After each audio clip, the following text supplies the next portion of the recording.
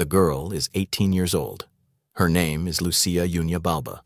Right now, she is standing in her family's villa, staring at a piece of papyrus that has just destroyed her entire world. The message is brief, formal, written in the impersonal language of imperial bureaucracy.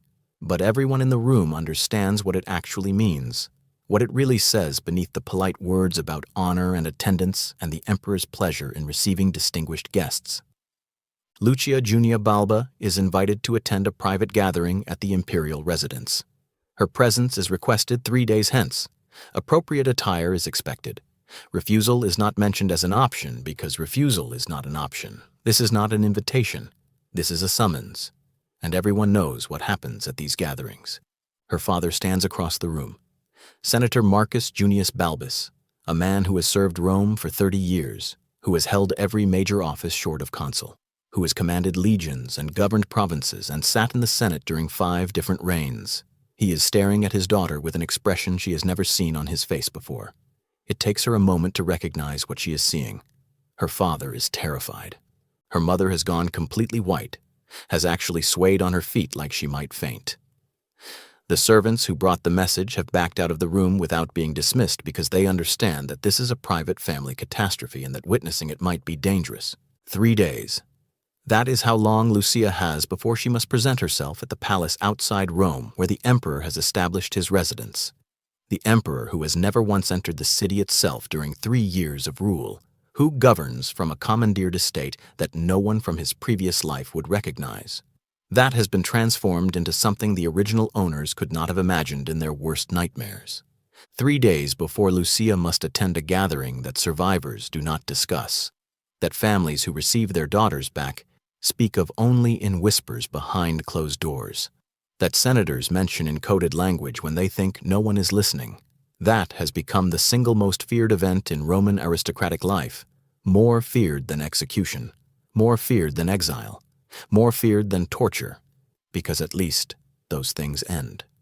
What happens at the emperor's gatherings does not end. It continues. It persists. It follows survivors for the rest of their shortened lives. Lucia knows this. Everyone knows this. In the 3 years since Maximinus Thrax seized power, the stories have spread through the senatorial class like infection. Stories about girls who attended gatherings. Stories about what they looked like when they came back. Stories about the sounds that carried from the private chambers. Stories about the special entertainment that the emperor reserves for daughters whose fathers have displeased him. And Lucia's father has displeased the emperor. 2 weeks ago, Senator Marcus Junius Balbus stood in the Senate and raised objections to a new round of property confiscations. Did not even object strongly. Simply noted that perhaps the seizures were proceeding too rapidly. That perhaps some families deserved hearings before losing estates their ancestors had held for centuries. That perhaps Rome should maintain at least the appearance of legal process even in times of military emergency. The words were mild. The tone was respectful. The senator carefully avoided any direct criticism of the emperor himself, but everyone in the chamber understood what was being said, and apparently someone reported it. Someone always reports it. The informant networks that Maximinus has established throughout the city are thorough. No senatorial conversation goes unobserved. No criticism goes unreported. No family is beyond reach. And now the summons has arrived. Lucia looks at her father, looks at her mother, looks at the papyrus that has just sentenced her to attend one of the most notorious events in the empire. And she understands with perfect clarity that her father's mild objection 2 weeks ago has condemned her to whatever happens at those gatherings, that his political courage has purchased her suffering, that in 3 days she will learn firsthand why survivors refuse to speak about what occurs in the emperor's private chambers. She is 18 years old. She has never been to the palace, has never seen the emperor except from a distance during public ceremonies, has lived a sheltered aristocratic life surrounded by books and music and gardens. Her parents had been planning her marriage, had been negotiating with several prominent families, had been discussing dowries and alliances and the future she would build with some senator's son who would value her education and her family connections. All of that is gone now. The families who were negotiating for her hand will withdraw. No one marries daughters who have attended the emperor's gatherings. Not because of any formal prohibition, but because everyone understands that these girls return changed, return damaged, return carrying something that makes normal life impossible. 3 days, 72 hours until Lucia must present herself at the palace gates wearing her finest silks and her father's gold jewelry and an expression that suggests she is honored by the invitation rather than paralyzed with terror. 72 hours until she learns what actually happens at the gatherings. 72 hours until she discovers what the special entertainment is. On the 3rd day, Lucia is dressed in her best stola, deep purple silk that cost her father more than most families earn in a year. Her hair is arranged in the elaborate style reserved for state occasions, each curl positioned precisely, each pin weighted with pearls. She wears the gold necklace her father gave her on her 16th birthday, the matching earrings her mother commissioned from the best jeweler in Rome. She looks like what she is supposed to be, a young woman of distinguished family attending an imperial function, an honor, a privilege, a mark of favor. She looks nothing like what she feels, which is a prisoner being transported to execution. The journey to the palace takes 2 hours. Her father insisted on accompanying her in the litter, rode beside her in silence because there is nothing to say. What words exist for this situation? What comfort can a father offer a daughter he is sending to horror because refusing the summons would destroy the entire family? Because the emperor's reach extends to everyone. Because protecting Lucia by defying the invitation would only result in soldiers arriving to take her by force along with her mother and her younger sisters and probably her father himself for execution. At least this way only Lucia suffers, at least the rest of the family survives, at least her younger sisters remain unknown to imperial attention. These are the calculations that aristocratic families make under Maximinus. These are the choices that empire has reduced them to. Sacrifice one daughter or lose everyone. Send the girl to the gathering or watch the entire family die. The palace appears through the trees. It had been a senator's estate before Maximinus seized it. A beautiful property with extensive gardens and elegant architecture and the kind of refined taste that comes from generations of wealth and education. The emperor has transformed it. The gardens are overgrown. The elegant architecture is obscured by new construction that looks military rather than residential. Walls have been built. Guard towers have been added. The whole complex now resembles a fortress more than a residence, a place designed not for comfort, but for control, for keeping people in rather than welcoming them. The litter stops at the main gate. Guards appear. Not Romans, barbarians from the northern frontiers, giants by normal standards, though Lucia will soon learn they are small compared to their master. They check documents, verify identities. One of them looks at Lucia with an expression she cannot read. Pity, maybe, or anticipation, or simple indifference to what awaits her inside.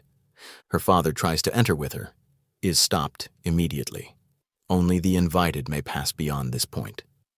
Lucia sees him arguing with the guards, sees him gesturing, sees him doing something she has never witnessed before, sees her father begging, pleading to be allowed to accompany his daughter, to at least see where she is being taken, to maintain some illusion that he has any control over what happens next. The guards refuse. Their orders are clear. The senator's daughter enters. The senator does not. No exceptions. No negotiations. No aristocratic privilege that matters against imperial command. Lucia watches her father's face as he realizes he cannot protect her, cannot follow her, cannot even know what happens to her beyond these gates. She sees something break in his expression, sees him age a decade in the span of seconds, sees him understand that he has failed at the most fundamental duty a father has, that his political objection has purchased his daughter's suffering, that whatever happens in the next hours will be his fault, and he will carry that knowledge until he dies. She wants to tell him it is not his fault, that he should not blame himself. That speaking truth in the Senate is what a senator is supposed to do, but the guards are already escorting her through the gate, already leading her down a path that winds through the overgrown gardens toward the main building, already taking her away from her father who stands at the entrance watching his daughter disappear and knowing he will never see the same girl again. Inside the palace, the transformation is complete. Whatever beauty this estate once possessed has been erased. The frescoes that decorated the walls have been covered with hangings that depict acts Lucia does not have words for. Bodies intertwined in ways that seem anatomically impossible. Faces expressing not pleasure, but agony. Scenes that look more like torture than anything else. The floors that once featured intricate mosaics are now stained with substances Lucia does not want to identify, The elegant furniture has been replaced with military camp chairs and rough tables. Everything refined has been removed. Everything brutal has been emphasized. The air is thick with incense that fails to mask other smells. Wine that has been spilled and not cleaned. Meat that has been left to decay. Sweat and fear and something animal. Something that makes Lucia's primitive hindbrain scream warnings her conscious mind is trying to ignore. She is led to a large marble hall that might once have been used for philosophical lectures or poetry readings. Now it serves a different purpose. Other girls are already here. Lucia counts them quickly. 11, including herself, that makes 12. All of them between 16 and 20 years old. All of them dressed in their finest clothing. All of them daughters of senators. All of them wearing expressions that range from confusion to barely concealed terror. They were collected over the past 3 days, summoned from their homes in groups of 3 or 4, transported here in covered litters, told nothing about what awaited them, told only that the emperor had requested their presence and that attendance was mandatory, and that their families' futures depended on their cooperation. Lucia recognizes 2 of the girls, Cornelia and Valeria, daughters of senators her father knows, girls she has seen at social functions. They recognize her as well. Their eyes meet across the hall. No one speaks. What would they say? They all understand why they are here. They all know what gatherings like this mean. They have all heard the stories about what happens in the private chambers, about the special entertainment, about the girls who attend and return broken or do not return at all. Servants move through the hall. More barbarians. They carry amphorae of wine, platters loaded with meat, other items whose purposes Lucia cannot determine, but whose shapes make her stomach clench. They do not look at the girls, do not acknowledge them as people, move through the hall like the girls are furniture, decorations, supplies being arranged for some purpose that will become clear soon enough. From somewhere deeper in the palace comes music, drums beating rhythms that feel wrong, that hit at tempos designed to disorient rather than entertain, flutes playing melodies that create anxiety rather than pleasure. And beneath the music, other sounds. Sounds that Lucia tells herself must be something other than what they seem to be. Sounds that make 2 girls near the back of the group begin crying silently. That make another girl begin praying under her breath until a servant silences her with a look of such cold warning that she chokes on her own words. You are probably wondering what happens next. What Lucia and the other girls experience in the following hours, what the special entertainment actually is, why the ancient sources refuse to describe it directly, why survivors never speak of it, why families who receive their daughters back whisper about it in voices too low for servants to hear. I am going to tell you. But not yet, because to understand what happened to Lucia, you need to understand who Maximinus was, where he came from, how a Thracian shepherd became emperor of Rome, and why his physical abnormality made him capable of cruelties that normal emperors could not have inflicted, even if they wanted to. So let me pause here while Lucia and the other girls wait in that marble hall, listening to the drums and the flutes and the other sounds that are getting louder. While they try not to look at each other because seeing the terror in other faces makes their own terror worse, while they count the minutes until something happens and dread what that something will be. Let me take you back to the frozen wastelands of Thrace where an abnormal child was born, back to the poverty and violence that shaped him, back to the moment when a peasant who spoke broken Latin looked at the Roman Empire and decided it belonged to him. This is the Emperor Gaius Julius Verus Maximinus, the man history calls Maximinus Thrax, Maximinus the Thracian, the first barbarian ever to rule Rome, the first soldier from the ranks ever to seize the purple through pure military violence, the first emperor to never set foot in Rome during his entire reign. And according to the ancient historians who documented his 3 years of absolute power, the most sexually depraved ruler in Roman history, you have never heard of him. You know Nero. The name is synonymous with imperial madness. You know Caligula. His cruelties have been documented in films and books for generations. You know Commodus, the emperor who fought in the arena and whose megalomania brought an end to the golden age of the Antonines. Their stories are taught in schools. Their names are cultural references. Their reigns are analyzed by historians who treat them as lessons in how power corrupts. But you do not know Maximinus. despite the fact that he committed acts that made those infamous emperors seem restrained by comparison, despite the fact that the ancient sources describe his reign in language reserved for natural disasters and divine punishments, despite the fact that he transformed the imperial office into an instrument of personal predation on a scale that defied contemporary description and continues to defy modern explanation. Why? Why has this emperor been forgotten when lesser monsters are remembered?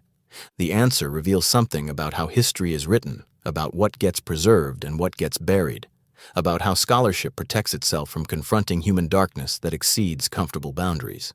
Maximinus was not interesting to later historians in the ways they valued. He did not build monuments. He did not commission art. He did not write philosophy or reform law codes or expand the empire's borders significantly. He did not do any of the things that make emperors memorable to scholars who study politics and economics and military strategy. What he did do was hold gatherings. Private gatherings where daughters of senators were brought for entertainment. Gatherings that survivors could not speak about, gatherings that the sources describe in fragments and euphemisms because setting down the details explicitly seemed impossible. Gatherings where something called the special entertainment occurred. Something so far beyond acceptable cruelty that even Roman historians, men who documented torture and massacre with clinical precision, refused to record it directly. And historians do not know how to handle that, do not have frameworks for analyzing emperors whose primary historical significance is sexual predation, do not want to dedicate scholarship to documenting systematic abuse when there are safer topics available, so they mention Maximinus briefly. Note that he was cruel. Note that he persecuted the Senate. Note that he died violently. Then move on to emperors whose reigns can be discussed without confronting the limits of human depravity. But Lucia Junia Balba cannot move on. Neither can Cornelia or Valeria or the other 9 girls waiting in that marble hall. Neither can the dozens of other senatorial daughters who attended these gatherings during Maximinus's 3-year reign. They experienced what the historians refuse to document. They lived through what scholarship has buried. And if you watch this video until the end, you will discover exactly what that was. What the special entertainment actually involved, what Maximinus did to girls like Lucia, what his physical abnormality enabled, and why understanding it reveals more about absolute power and human darkness than any other story from Roman history. But first you need to understand the man himself, the giant who rose from nothing, the barbarian who conquered Rome without ever seeing it, the shepherd who became emperor and used that position to pursue appetites that his poverty had previously denied him. Here is what they never taught you about the Roman Empire. You learned about the Senate and the legions, about aqueducts and roads, about law codes that influenced Western civilization for 2,000 years. You learned about emperors as historical figures, political leaders, military commanders, administrators who managed an empire of 50 million people spread across 3 continents.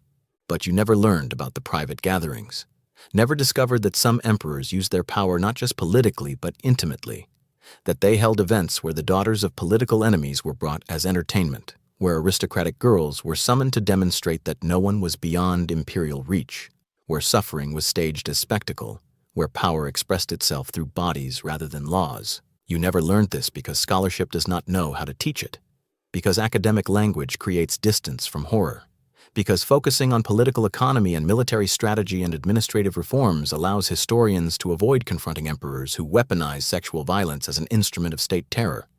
And you definitely never learned about Maximinus Thrax, about the gatherings he held, about what happened in the private chambers where witnesses reported sounds that defied explanation, about the special entertainment that sources reference repeatedly but refuse to describe, about why families hid their daughters when his emissaries arrived with invitations, about why survivors emerged so damaged that death within months or years became almost inevitable. Tonight, you will learn all of it. You will learn how a Thracian peasant who spoke broken Latin became master of 50 million people, how his physical abnormality shaped both his rise and his psychology, why the senators he terrorized had legitimate reasons to fear him beyond politics, what actually happened at the gatherings that sources describe only in euphemisms, what the special entertainment was that even Roman historians could not bring themselves to document directly, and why understanding Maximinus matters not just as history, but as a lesson about what absolute power plus physical abnormality plus appetites without limits can produce. The reason this history has been buried will show you exactly how scholarship sanitizes what it cannot explain. how academic distance creates safety from uncomfortable truth, how empires hide their darkest practices by focusing attention on politically brutal emperors while ignoring those who combined political brutality with personal predation that exceeded description. Hit that like button if you want to know what really happened at the gatherings of Maximinus Thrax. Subscribe because what I reveal about Lucia and the special entertainment will fundamentally change how you understand Roman imperial power. Comment below where you are watching from because this story needs to be told, and I need to know it is reaching people who will remember what scholarship has tried to forget. Now let me take you back to the beginning, to the frozen wastelands of Thrace, where a giant was born who would shake the foundations of civilization itself. The ancient sources agree on almost nothing about Maximinus's early life except one fact. He was enormous. Not tall by modern standards, where 7 feet is rare but possible. Not large in the way that some men are simply bigger than average. Enormous in a way that suggested abnormality. That marked him as different from birth. That shaped every interaction he would ever have with other humans for the rest of his life. The Historia Augusta claims he stood 8 feet tall. The same source admits this seems impossible. Notes that readers might think the measurement is exaggerated, but insists the sources are consistent. Multiple eyewitnesses, multiple independent accounts, all agreeing that Maximinus exceeded normal human proportions by a margin that had to be seen to be believed. Modern scholars think he had gigantism, a tumor on the pituitary gland producing excessive growth hormone. It explains the height, explains the proportions that sources describe, explains the physical capabilities that seemed superhuman to contemporaries. It also explains certain details that the sources mention about his appearance. The heavy features, the prominent brow, the massive jaw, all characteristic of growth hormone excess. But medical diagnosis does not capture what it meant to be Maximinus. To live in a body that did not fit the world around it. To interact with people who responded to his size with instinctive fear regardless of his intentions. To discover that physical dominance created opportunities that normal humans could not access. To learn that size plus strength plus willingness to use both equaled power over others in ways that had nothing to do with rank or wealth or law. Maximinus was born around 173 AD in Thrace. The region is now split between Bulgaria, Greece, and Turkey. Then it was frontier territory, barely civilized by Roman standards, populated by tribes that Rome had conquered militarily but never fully integrated culturally. A place where Latin was a second language and Roman values were concepts imposed from outside rather than principles absorbed from within. His family were shepherds. Not metaphorically, literally shepherds. They tended flocks in the mountains, lived in poverty that even poor Romans would have found extreme, survived winters that killed weaker people, existed on the absolute margin of subsistence where one bad season meant starvation and where life was short and brutal and defined entirely by physical endurance. This is crucial to understand. Maximinus did not experience childhood as a protected period of growth and education. He experienced it as survival training, as preparation for a life where strength mattered and weakness meant death, where the only value that counted was the ability to endure more cold, more hunger, more violence than the next person, where compassion was a luxury that subsistence living could not afford. And he was enormous even as a child. The sources do not provide detailed chronology, but they mention that his size was apparent early, that he outgrew other children rapidly, that by adolescence he already exceeded adult proportions, that his family put him to work hauling loads and moving obstacles that would have required multiple normal men. Imagine what this does to a developing personality. You are larger than everyone around you, stronger than men twice your age, capable of things that others cannot do. And you live in a culture where strength is the primary virtue, where physical dominance is how status is determined, where the strong take and the weak submit, and there are no other values that matter. You learn certain lessons. You learn that your body is your most valuable asset, that your size creates fear in others, that fear can be converted into compliance, that people will give you things to avoid provoking you, that violence is not a last resort but a first option, that taking what you want is easier than negotiating for it, that no one stops you because no one can stop you. These are the lessons that shaped Maximinus, not Roman virtue, not civilization's refinements, not law or philosophy or any of the principles that aristocratic children absorbed from educated tutors. He learned shepherd's ethics. Strength rules. Weakness submits. Take what you want. No one will stop you unless they are stronger. Now imagine what happens when this person discovers the Roman military, when he learns that Rome values exactly what he has, that the empire runs on violence, and that men who excel at violence can rise to positions of power that shepherd sons should never reach, that the brutal lessons his childhood taught him are exactly what Rome needs on its frontiers, that his abnormality is not a curse, but an advantage. This is when Maximinus becomes dangerous. Maximinus joined the Roman military around age 20. The exact date is uncertain, the sources disagree. But everyone agrees he was noticed immediately. You cannot miss a recruit who stands 8 feet tall, who can lift things that require multiple men to move, who fights with strength that seems supernatural. The story goes that the Emperor Septimius Severus saw him competing in athletic games, watched him defeat opponent after opponent, was so impressed that he summoned Maximinus to the imperial presence and offered him immediate enrollment in the imperial guard, unprecedented promotion for a barbarian recruit with no experience and no connections. Whether this story is true does not matter. What matters is that it could be true, that Maximinus's physical capabilities were so extraordinary that immediate promotion to elite units was plausible, that normal rules did not apply to someone built like him, that the Roman military was willing to overlook his background and his broken Latin and his complete lack of civilization because he could do things on the battlefield that normal soldiers could not do. Let me take you inside the Roman legionary system that transformed this Thracian shepherd into the emperor who would terrorize Rome. Let me show you what 30 years of military service actually meant, what it did to a person, how it shaped psychology, how it created the appetites and attitudes that would later manifest in the gatherings. The Roman military was not an honorable profession in the modern sense. It was not about defending freedom or protecting civilians or maintaining peace. It was a machine for conquest and occupation, an apparatus designed to expand Rome's territory and maintain control over populations that did not want to be controlled. It functioned through violence, systematic, organized, brutal violence that was considered not just acceptable, but necessary.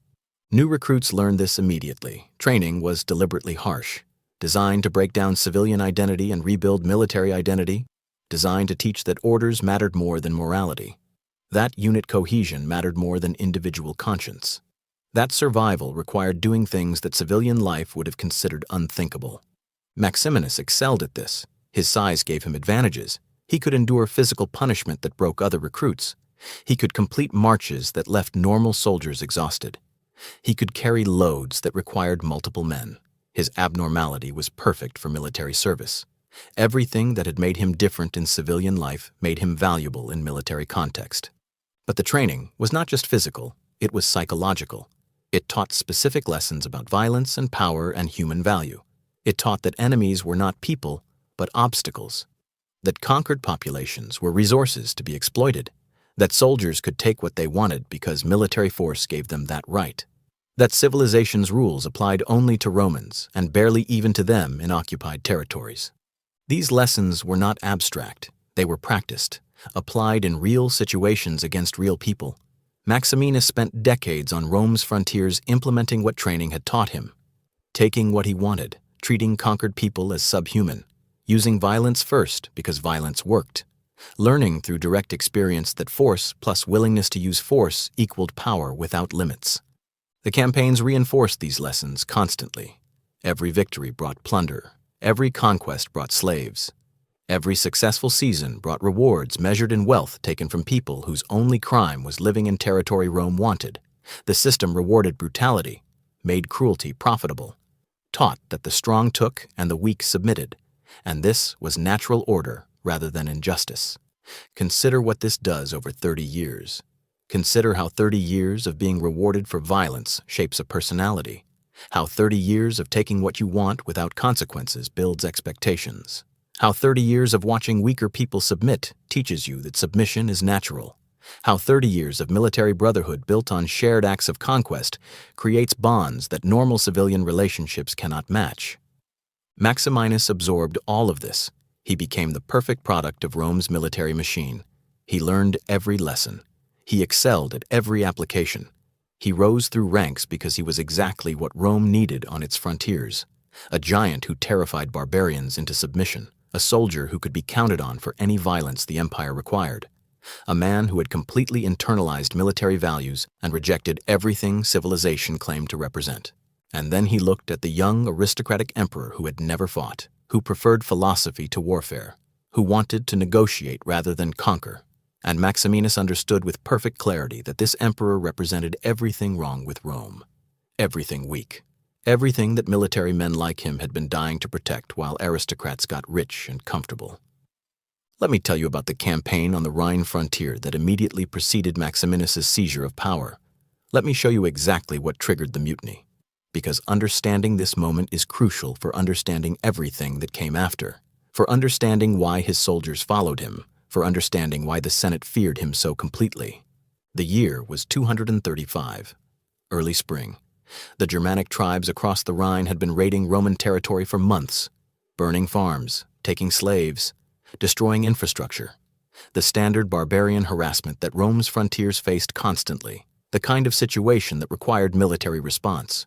Quick, decisive, brutal military response that would make the tribes regret their raids and think twice before attacking again.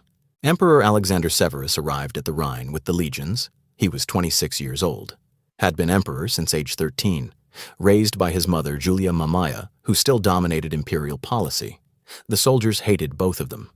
Alexander because he seemed soft, interested in books and philosophy rather than warfare. Julia Mamaea because she was a woman exercising power that soldiers believed belonged only to men. The legions wanted war, wanted to cross the Rhine and punish the tribes, wanted plunder and glory and the satisfaction of brutal victory. This was what they had marched hundreds of miles to achieve. This was what military service was supposed to provide. This was why they had joined the legions and spent years in training and accepted the harsh discipline and constant danger. But Alexander did not want war. He wanted negotiation. He wanted to pay the tribes to stop raiding, wanted to purchase peace rather than winning it through force. His mother had convinced him this was wiser strategy, cheaper in lives and gold, more civilized, more appropriate for an emperor who valued philosophy over violence. The soldiers learned about this decision through rumor, through whispers in camps, through the information networks that military units always develop. They learned that instead of crossing the Rhine, they would be buying off the barbarians, that instead of plundering Germanic villages, they would be giving money to the tribes that had been raiding Roman territory, that instead of punishing enemies, they would be rewarding them. The anger was immediate. These were men who had spent years enduring military discipline, who had marched hundreds of miles to fight, who had left farms and families and civilian lives to serve Rome's military needs. And now they were being told they would not fight, they would pay, they would watch barbarians receive gold for attacking Roman territory.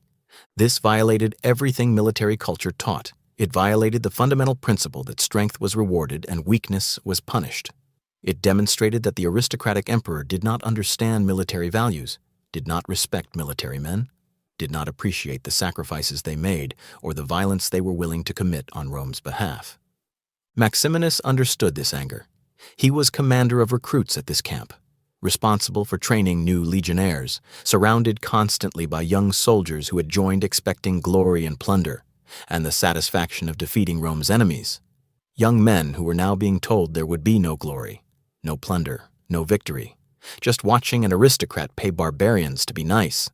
The recruits talked openly about mutiny, about replacing Alexander with someone who understood what Rome actually needed, someone who had fought for decades, someone who came from their world rather than aristocratic softness, someone who would lead them across the Rhine and give them the war they wanted.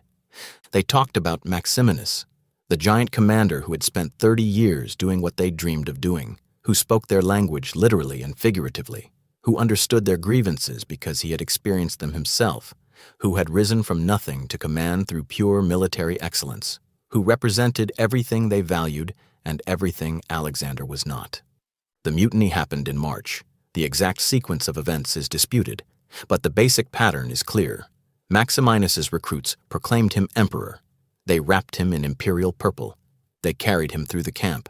Other units joined immediately. Within hours, enough legions had acclaimed him that the situation became irreversible. This was not spontaneous. This was organized. Someone had prepared the purple. Someone had coordinated timing. Someone had ensured that multiple units would join simultaneously.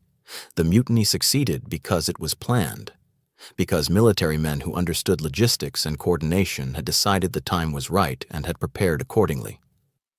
Alexander Severus tried to flee, tried to escape the camp, tried to reach safety somewhere.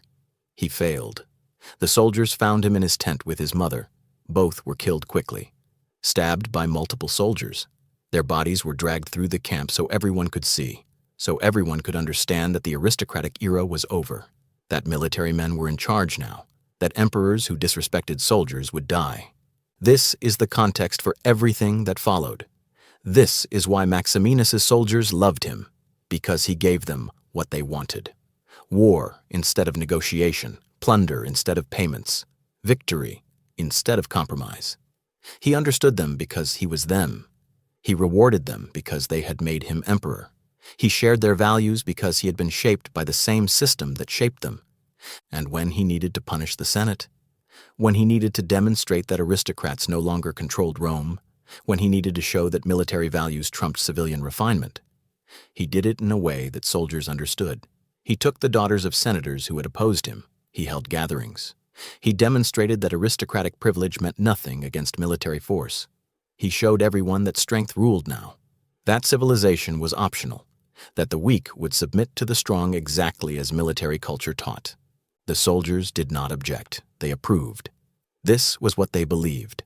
This was what 3 decades of military service had taught Maximinus and taught them.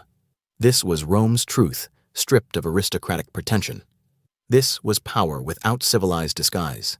This is why the gatherings happened. This is why soldiers did not stop them. This is why the machinery operated for 3 years.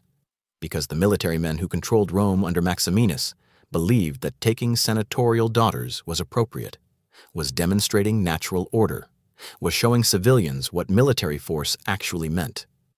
Now do you understand? Now do you see why studying political economy is not enough? Why understanding fiscal policy does not explain what happened? Why analyzing military campaigns misses the essential point? Because Maximinus's reign was not primarily about politics or economics or strategy. It was about military culture's values being imposed on civilian society without restraint. It was about what happens when men shaped by 30 years of systematic violence get absolute power. It was about appetites and attitudes that military service created being expressed through imperial authority without limits. This is what conquered Lucia.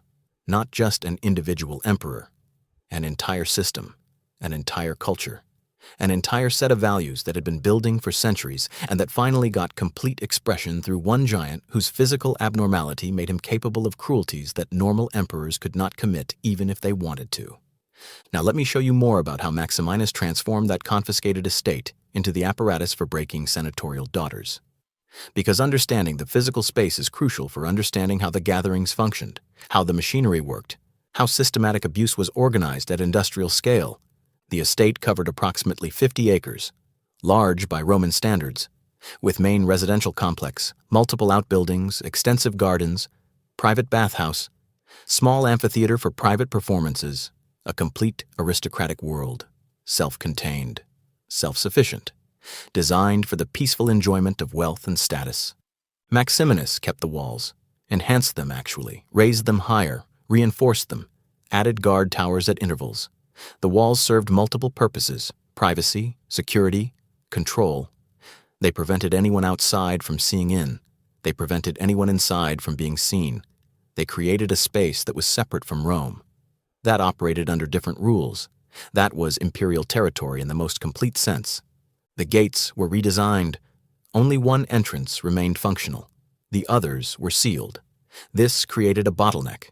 Everyone who entered did so through a single checkpoint, where guards could verify identities, could search belongings, could control who entered and who left, could maintain complete records of everyone who passed through. These records exist. Fragments, anyway. Archaeological excavations have recovered administrative documents from this period, lists of names, dates, times, the bureaucratic apparatus of the gatherings. Someone was keeping track. Someone was maintaining files. Someone was documenting who attended and when and for how long. The gatherings were not just organized, they were administered, recorded, made part of the official machinery of imperial power. The gardens were deliberately neglected. Let them overgrow. Let paths become impassable. let cultivated spaces revert to wilderness. This served multiple purposes, created visual barriers, made it harder to see the main building from the perimeter, made it harder for anyone inside to navigate without guides. The overgrown gardens became part of the control apparatus, made escape difficult, made rescue impossible, made the estate into a trap that was easy to enter but hard to leave. The main building was gutted, everything refined was removed. The frescoes that had decorated walls showing pastoral scenes and mythological narratives were covered with hangings. Not random hangings. Carefully selected images depicting specific sexual acts, specific positions, specific combinations of bodies. These were instructional. They showed arriving girls what would be expected. They were part of the psychological preparation, part of the systematic process of breaking aristocratic confidence and replacing it with terror. The elegant furniture that had filled public rooms was replaced with military equipment, heavy tables made from rough wood, benches rather than couches, everything functional rather than beautiful, everything designed to emphasize the transition from civilian to military space, from refined to brutal, from civilized to barbaric.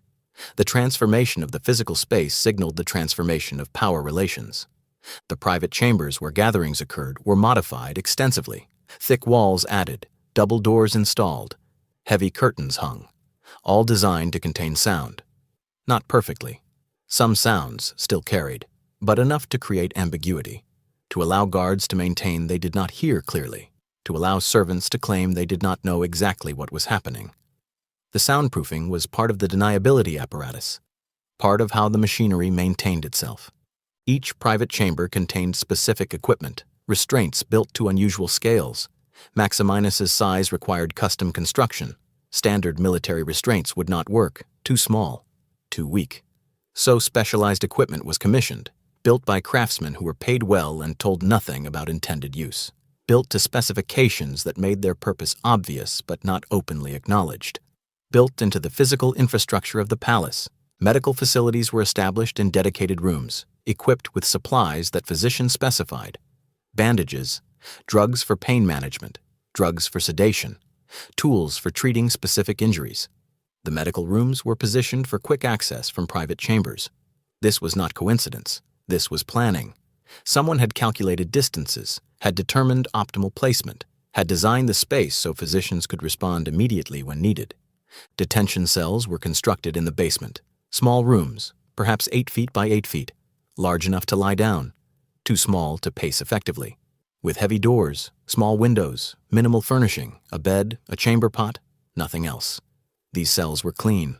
The girls detained here were fed adequately, they were kept healthy, they were maintained as resources that would be used again. But clean and fed does not mean comfortable. The cells were designed for psychological impact. The isolation, the waiting, the knowledge that you would be brought out again for another session, the anticipation building during detention. All of this was part of the process, part of how the machinery broke aristocratic daughters systematically. The servants' quarters were expanded. More staff were needed, not just for gathering activities, for maintaining the entire apparatus. Guards, cleaners, cooks, administrators, physicians, all living on site, all part of the machine. All compensated well enough that they remained loyal, all understanding that betraying the emperor would have consequences that made any moral objection seem foolish. These servants came from specific backgrounds, barbarians mostly, people from frontier regions, people with no connection to Roman aristocracy, people who felt no sympathy for senatorial daughters, who did not see these girls as fellow Romans deserving protection, who viewed them as enemy offspring, as legitimate targets, as resources to be used in Rome's internal conflicts. The transformation of the estate took months, was completed within the first year of Maximinus's reign, cost enormous sums, required specialists, required coordination, required planning at a level that demonstrates this was not impulsive cruelty. This was systematic. This was organized. This was an emperor using state resources to build an apparatus specifically designed for processing aristocratic daughters and breaking them according to refined procedures. And it worked. The apparatus functioned smoothly for 3 years, processed over 100 girls, operated with industrial efficiency, maintained detailed records, generated reliable outcomes. The machinery that Maximinus built did exactly what it was designed to do. It broke senatorial daughters systematically. It terrified the aristocracy completely. It demonstrated that military force trumped civilian status absolutely. And this is what made it different from random imperial cruelty. This is what makes it worth studying despite the horror, because this was not aberrant behavior by one mad emperor. This was systematic institutional abuse. This was infrastructure of terror. This was the machinery of power being used for sadistic purposes at scale with bureaucratic efficiency. Understanding this machinery helps us recognize similar systems today, helps us see that systematic abuse always requires infrastructure, always requires planning, always requires institutions that enable rather than preventing, always requires people who maintain the apparatus rather than destroying it. The palace that Maximinus built is gone, but the lessons remain. The recognition that cruelty at scale requires organization, that systematic abuse requires infrastructure, that breaking people systematically requires machinery. These lessons apply beyond Roman history, apply to any context where power plus infrastructure plus willing functionaries equals systematic harm. Now back to Lucia, back to that marble hall where she is waiting with 11 other girls, back to the moment when the machinery activates and begins processing its latest batch of victims, back to the reality of what this infrastructure was built to accomplish. He rose rapidly through the ranks. Served under Severus, served under Caracalla, who reportedly used him as a personal bodyguard and exhibition fighter. Served under the chaos of emperors who followed Caracalla's assassination. Each regime found him useful. Each commander valued his capabilities. Each assignment reinforced the lesson that violence worked, that strength brought rewards, that his abnormal body was his path to status he could never have achieved through traditional means. But let me pause here to explain what 3 decades of military service did to Maximinus. What kind of person emerges from 30 years of Roman legionary life? What the camps and the campaigns and the endless violence shaped him into by the time he reached for the purple. The Roman military was not a modern professional army. It was a machine for conquest and occupation. Soldiers spent months on campaign living in conditions that would violate every modern convention. They committed atrocities that were considered normal. They took slaves. They raped conquered populations. They burned cities. They slaughtered civilians. This was not aberrant behavior. This was standard operating procedure. This was what Rome did to expand its empire and maintain control over 50 million people who would have preferred not to be conquered. Maximinus spent 30 years doing this. 30 years learning that violence worked, that taking what you wanted was acceptable, that human beings were resources to be used, that the weak existed for the benefit of the strong, that size plus strength plus willingness to use both equaled power without limits. And he was rewarded for it. Every campaign brought promotions. Every demonstrated act of strength brought recognition. Every year reinforced that his brutal instincts were not only acceptable, but valuable. That Rome wanted exactly what he was. That the empire needed giants who could terrify barbarians into submission and soldiers into obedience. By 235 AD, he had reached the highest military rank available to a non-aristocrat. Commander of recruits, responsible for training new legionnaires from the frontier provinces, posted to the Rhine to prepare barbarian levies for upcoming campaigns. He was approximately 62 years old. He had spent more time in military camps than most soldiers spend alive. He had killed more people than anyone still living could count. He had committed acts that would be called war crimes in any modern context, but that were simply called military service in his. And then he looked at the young emperor who had never fought a battle, who preferred negotiating with barbarians to fighting them, who was dominated by his mother. And Maximinus decided the throne belonged to someone who understood what Rome actually was, what empire actually required, what power actually meant. In March of 235, his recruits proclaimed him emperor. They wrapped him in imperial purple, carried him through the camp. Other units joined, then more. Within hours, enough legions had acclaimed him that the situation became irreversible. The previous emperor, Alexander Severus, was found hiding in his tent with his mother. Both were killed, stabbed repeatedly, their bodies dragged through the camp and mutilated by soldiers who had spent months resenting aristocratic leadership. Maximinus did not order this, but he did not stop it either. He understood that violence was necessary, that soldiers needed to commit themselves through shared guilt, that emperors who showed mercy to predecessors often found those predecessors suddenly alive and leading rival factions.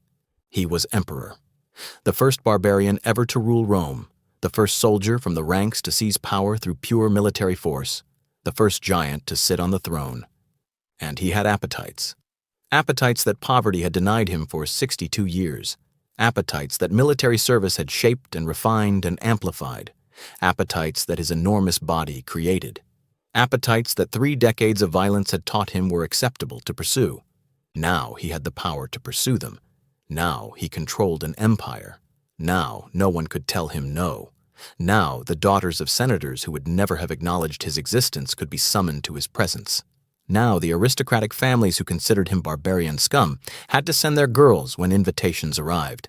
Now the gatherings could begin. The Roman Senate had ruled for centuries, not always well, often corruptly, but they had been the permanent government beneath the changing emperors, the institutional memory, the continuity that survived individual reigns, the class that understood governance as something more than military force. They hated Maximinus immediately. He was everything they despised. Barbarian, uneducated, speaking Latin with an accent that marked him as frontier trash, unable to read or write beyond basic military documents, completely lacking the cultural sophistication that Roman aristocrats considered the mark of civilization. He was a peasant, a soldier, a brute who had seized power through violence and who would rule through violence because he knew nothing else. But what really terrified them was not his lack of refinement. What terrified them was his resentment, his obvious contempt for everything they represented, his clear intention to punish them for every slight they had ever inflicted on men like him, for treating frontier soldiers as expendable, for considering barbarian recruits as less than human, for maintaining aristocratic privilege while men like Maximinus died to expand the empire that made them wealthy. He announced his intentions early: new taxes, property confiscations, elimination of senatorial privileges, persecution of prominent families, all justified as necessary for military funding, all obviously motivated by revenge. The Senate had no choice but to comply. Maximinus controlled the legions. The soldiers loved him. He was one of them. He understood their grievances. He shared their resentments against the aristocracy. He paid them generously and spoke their language and led from the front in campaigns where aristocratic emperors would have remained safely in the rear. But compliance did not mean cooperation. And compliance definitely did not mean silence. Senators grumbled, they objected in careful language, they noted concerns about process and precedent. They tried to maintain some semblance of institutional authority, even as that authority was being systematically destroyed. Maximinus heard every objection. His informant network was thorough. Servants reported conversations. Freedmen testified against former masters. The apparatus of denunciation that he established ensured that no senatorial criticism went unnoticed. And then the summonses began. Not arrests, not executions. Something worse. Invitations to gatherings at the imperial residence, addressed not to the senators themselves, but to their daughters. Polite language about the honor of attending. Clear implications that refusal would have consequences. No explanation of what the gatherings involved, but everyone knew. The stories spread rapidly. Survivors emerged changed. Families tried to hide their girls. It did not work. The emperor's reach extended everywhere. This was brilliant strategy, brilliant in its cruelty. Execute a senator, and he becomes a martyr. Confiscate his property, and he becomes a symbol of imperial tyranny. But summon his daughter to a gathering and then return her broken. That destroys the family without creating martyrs. That demonstrates power in ways that execution cannot match. That shows everyone exactly what happens when you displease the emperor. Not that you die, but that your daughter suffers. Not that you lose property, but that you lose family. Not that you are punished, but that those you love are destroyed while you watch helplessly. The Senate learned to be very careful, learned to moderate objections, learned to phrase concerns in the most obsequious language possible, learned that speaking truth had costs they could not afford. But some senators could not stay silent, could not watch the empire they loved being destroyed by a barbarian brute, could not accept that their class no longer mattered. These senators spoke, objected, resisted in the small ways still available to them. Their daughters received invitations. Lucia's father was one of them, Senator Marcus Junius Balbus, who raised mild objections to property confiscations 2 weeks ago. who phrased his concerns respectfully, who avoided direct criticism, who thought perhaps his careful language would protect his family. He was wrong. The invitation arrived, and now his daughter stands in a marble hall waiting for the gathering to begin, waiting to discover what happens when senators forget their place, waiting to learn what the special entertainment actually is. But you are probably getting impatient, wanting me to tell you what happened, what the gatherings involved, what Maximinus did, what the special entertainment was. I am going to tell you, I promised I would. But understanding requires context. You need to know not just what happened, but why. Not just the actions, but the machinery that enabled them. Not just the individual horror, but the systematic apparatus that made individual horror possible. So let me explain how the gatherings were organized, how Maximinus transformed a private estate into a theater of systematic degradation, how he built the architecture of terror that senators came to fear more than death itself. The estate had belonged to a senator, one of the richest families in Rome. Owners for 3 generations, a beautiful property with gardens designed by Greek architects and marble imported from Egypt and frescoes painted by the most expensive artists in the empire. A place that represented everything Roman civilization considered valuable. Refinement, taste, cultural sophistication, the peaceful enjoyment of wealth that came from empire. Maximinus confiscated it in his first month as emperor. The senator was arrested on charges of conspiracy. The charges were obviously false, but that did not matter. The property was seized. The family was exiled. The estate became imperial property. Then Maximinus transformed it. He did not make it more luxurious, did not commission better art or more elaborate gardens. He made it functional, made it serve the purposes he intended, made it into a machine for processing aristocratic daughters and breaking them systematically. The gardens were neglected deliberately. Let them overgrow. Let the carefully maintained paths become wild. Let the cultivated refinement revert to nature. This served a purpose, made the estate less visible from outside, created privacy, made it harder for anyone passing by to see what occurred within. Walls were built, high walls, military-grade fortifications, with guard towers manned by barbarian soldiers who owed loyalty to Maximinus personally, who would not gossip about what they witnessed, who came from cultures where the treatment of conquered women was considered normal, who saw nothing wrong with what happened inside. The interior was transformed completely. The frescoes showing pastoral scenes were covered with hangings depicting sexual acts. Not erotic art in the refined sense, brutal images, bodies in positions that emphasized domination, faces expressing pain. Scenes designed to create anxiety rather than pleasure, designed to signal to arriving girls exactly what kind of space they had entered. The elegant furniture was removed, replaced with military camp equipment, heavy tables, rough chairs, couches that were functional rather than beautiful. Everything refined was stripped away. Everything brutal was emphasized. The transformation made a statement. Civilization is gone. Strength rules now. Refinement is weakness. Beauty is irrelevant. Only power matters.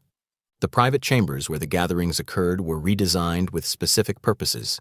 Soundproofing, thick walls, and heavy doors that muffled what happened inside. Not completely.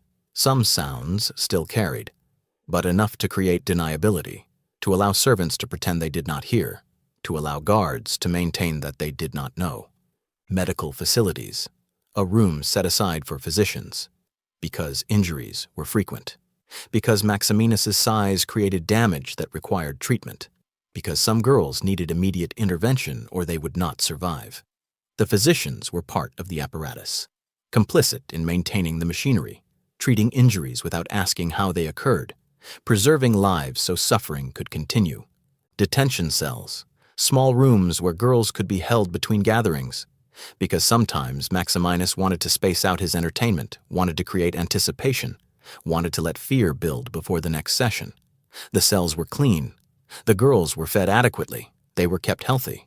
They were maintained as resources that would be used again. Everything was designed. Everything served a purpose. This was not random cruelty. This was systematic. This was organized. This was an apparatus built specifically to process senatorial daughters and break them according to procedures that Maximinus had refined over 3 years of practice. The servants who ran this apparatus were carefully selected, barbarians mostly, people with no connection to Roman aristocracy, who felt no sympathy for the daughters of the families that had considered them subhuman, who did not see girls like Lucia as people deserving protection, who viewed them as the enemy's children, who treated them accordingly. These servants organized everything. They received the invitations, verified the girls' identities when they arrived, escorted them to the marble hall, prepared the private chambers, arranged the entertainment, cleaned up afterward, transported girls to detention or to physicians or to the gates for return to their families. They were professionals. They executed their duties efficiently. They did not question. They did not interfere. They were part of the machine. And at the center of it all was Maximinus, the giant who had built this apparatus to pursue appetites that poverty had denied him for 62 years, who used his position to demonstrate that senators' daughters were no different from camp followers, who staged gatherings designed not just for personal gratification but for political terror, who understood that breaking aristocratic girls was more effective than executing aristocratic men.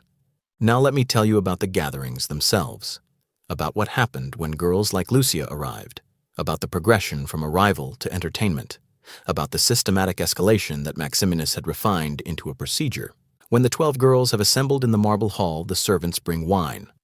Not ordinary wine, wine that has been prepared, mixed with substances that lower inhibitions, that make resistance harder, that create confusion and dissociation. The girls do not know this. They are told the wine is customary, that refusing would be insulting, that the emperor expects them to drink. Most drink. Some refuse. The refusals are noted but not forced. Not yet. There will be time for forcing later. Music begins. The drums and flutes that Lucia heard from outside. They play for perhaps 30 minutes, deliberately disorienting rhythms, melodies that create anxiety rather than pleasure. The sounds are part of the process. They prevent conversation. They make thinking difficult. They create sensory overload that makes resistance harder. Then Maximinus arrives. You have to understand what this moment is like. You are 18 years old. You have spent your life in protected aristocratic spaces. You have never seen violence up close. You have never been in danger. Your world has been gardens and books and music and the careful rituals of Roman upper-class life. And then a door opens, and something that cannot be human enters the room. 8 feet tall, 500 pounds of muscle and bone and flesh that should not exist, shoulders wider than some doorways, hands that could encircle your waist, a face that looks carved from stone, eyes that contain something you have never seen before, not cruelty exactly, not sadism in the theatrical sense, something worse, something that looks at you and sees not a person, but a resource, something consumable, something to be used. Every girl in the room experiences the same instinct: run, scream, flee. Get away from this thing that is walking toward you.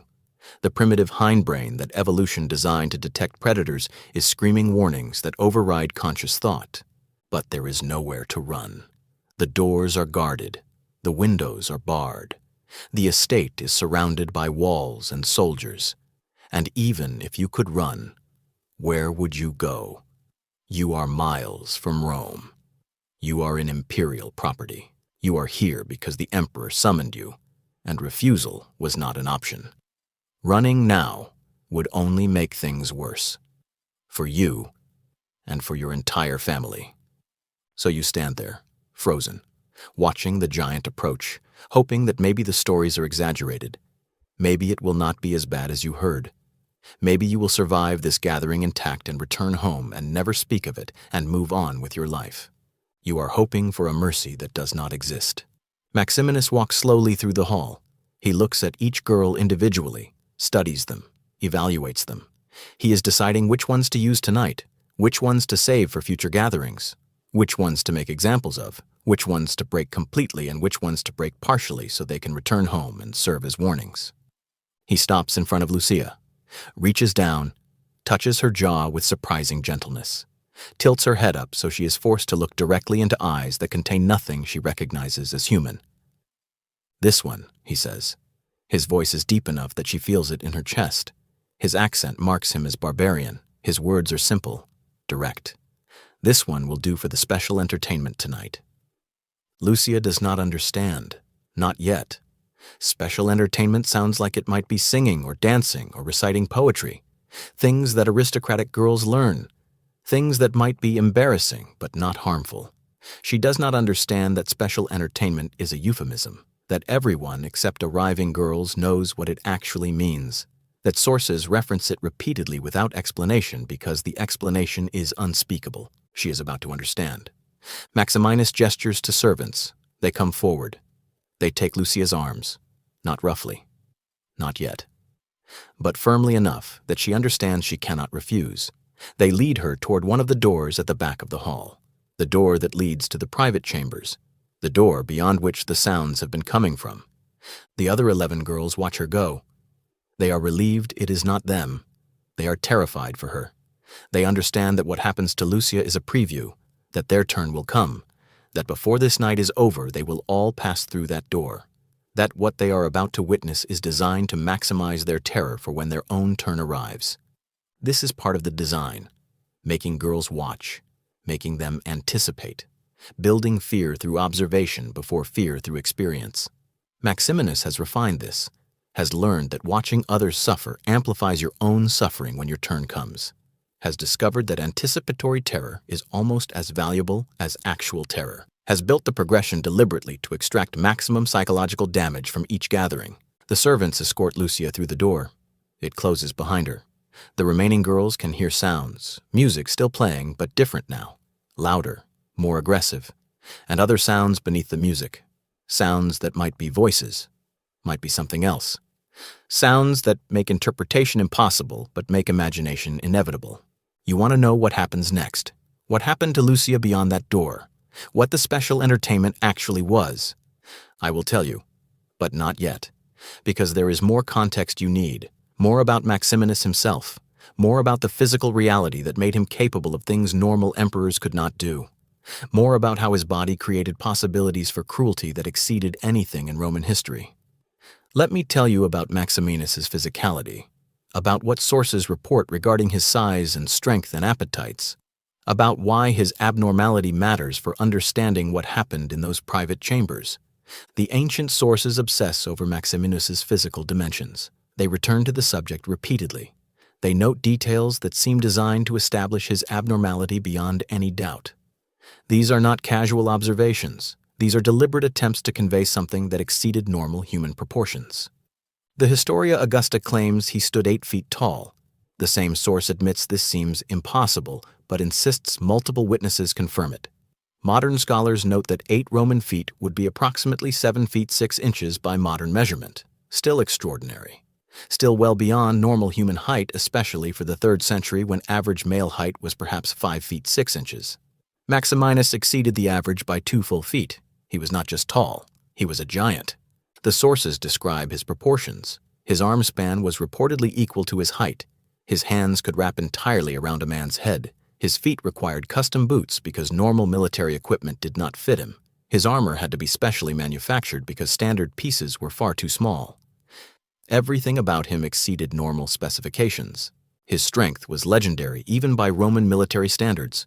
The sources report that he could pull a loaded cart that would normally require 2 oxen, that he could lift stones that multiple men could not move, that he once killed a lion with his hands while Emperor Caracalla watched and applauded, that in training exercises he would fight multiple opponents simultaneously and defeat them all, that normal men could not match him regardless of skill because his physical advantages were simply too overwhelming. But the most relevant details for understanding the gatherings concern his appetites, his consumption, what his enormous body required just to function. The sources are consistent about this. They describe eating and drinking that seemed impossible, but that made sense given his size. He reportedly ate 40 pounds of meat per day. This seems exaggerated, but consider the mathematics. An 8-foot-tall man weighing 500 pounds has a basal metabolic rate far exceeding normal humans. Simply maintaining that mass requires enormous calorie intake. And Maximinus was not sedentary. He trained constantly, fought campaigns, remained physically active into his 60s. His energy requirements would have been astronomical. 40 pounds of meat per day is probably not exaggerated. It might have been accurate. He reportedly drank 7 gallons of wine per day. Again, this seems impossible. But again, his body was impossible. A normal human would die from that much alcohol. But Maximinus's liver was processing alcohol at volumes that would kill normal people. His tolerance was built over decades. His consumption was not recreational, it was medicinal. Self-medication for pain that his abnormality created. Growth hormone excess causes joint pain, headaches, fatigue. Alcohol helped him function, helped him maintain the performance that his position required. Now consider what these appetites meant for the gatherings, for what happened in the private chambers, for what he did to girls like Lucia. His size made violence that would injure normal victims potentially lethal for smaller victims. A man of normal proportions can assault without necessarily causing fatal damage. Maximinus, at 8 feet tall and 500 pounds, could not. His scale meant that his actions created injuries that required immediate medical intervention or victims would die. This is why the palace had medical facilities, why physicians were part of the apparatus, why treatment was available immediately after sessions. His strength made resistance impossible. A normal man can be fought, can be delayed, can be physically opposed even if opposition ultimately fails. Maximinus could not be opposed at all. His grip could crush bones, his weight could suffocate, his strength could overpower any resistance before it began. Girls who tried to fight back were not subdued. They were broken, literally broken. Bones fractured, joints dislocated, bodies damaged in ways that never fully healed. His appetites meant that individual victims could not satisfy him. What would exhaust a normal man barely registered for Maximinus. His consumption of food and wine operated on scales that normal humans could not match. His other appetites operated similarly. One girl per gathering was not enough. Multiple girls were required. Sessions lasted hours because his endurance exceeded theirs by orders of magnitude. The gatherings processed girls systematically because single victims could not survive what he demanded. This is crucial for understanding what happened to Lucia and the others. This is why the sources struggled to describe it. This is why survivors emerged so damaged. This is why medical intervention was necessary. This is why the gatherings became legendary for their cruelty. Not because Maximinus was uniquely sadistic, but because his body made ordinary sadism lethal. Because his physical abnormality created a capacity for harm that normal humans did not possess. Because 8 feet tall and 500 pounds plus absolute power plus appetites shaped by 30 years of military violence equaled something that Rome had never seen before and hoped never to see again. Now I can tell you what happened in those private chambers, what the special entertainment actually was, what Lucia experienced beyond that door, what sources reference repeatedly but refused to describe, what survivors could not speak about, what families whispered about behind closed doors. But first hit that like button, subscribe to this channel, because what I am about to reveal is information that scholarship has buried for 17 centuries, information that you will not find in textbooks, information that historians mention only in passing because confronting it directly requires examining human darkness that most people prefer not to know exists. Next, comment below if you think you can handle what comes next, because I am about to tell you exactly what Maximinus did, exactly what the special entertainment involved, exactly why survivors emerged broken beyond repair, and exactly why understanding it matters for comprehending what absolute power without moral limits can produce. The private chambers were larger than the marble hall. They needed to be, because the special entertainment required space, required room for equipment, required enough area that multiple people could witness while maintaining distance from what occurred at the center.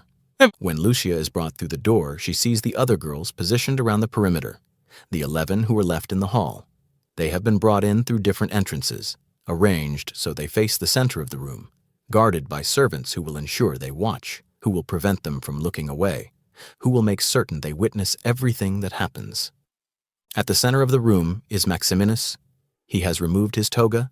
He stands in simple tunic. His size is even more apparent without the draping fabric. He looks less like a man and more like a statue. Something carved rather than born. Something that should not move but does. And around him is equipment, devices whose purposes Lucia does not immediately understand, restraints built to scales that suggest they are meant for livestock rather than people, tables constructed with unusual dimensions, implements that might be medical instruments or might be something else. The accumulated apparatus of 3 years of gatherings. The tools that Maximinus has collected and refined for producing the specific effects he desires. Lucia is brought to the center. The servants begin explaining what will happen. They speak calmly, clinically, like they are describing a medical procedure rather than torture.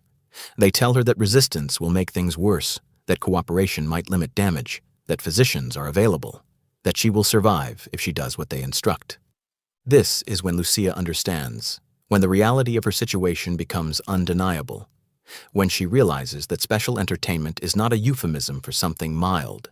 It is a euphemism for something so severe that direct description seems impossible.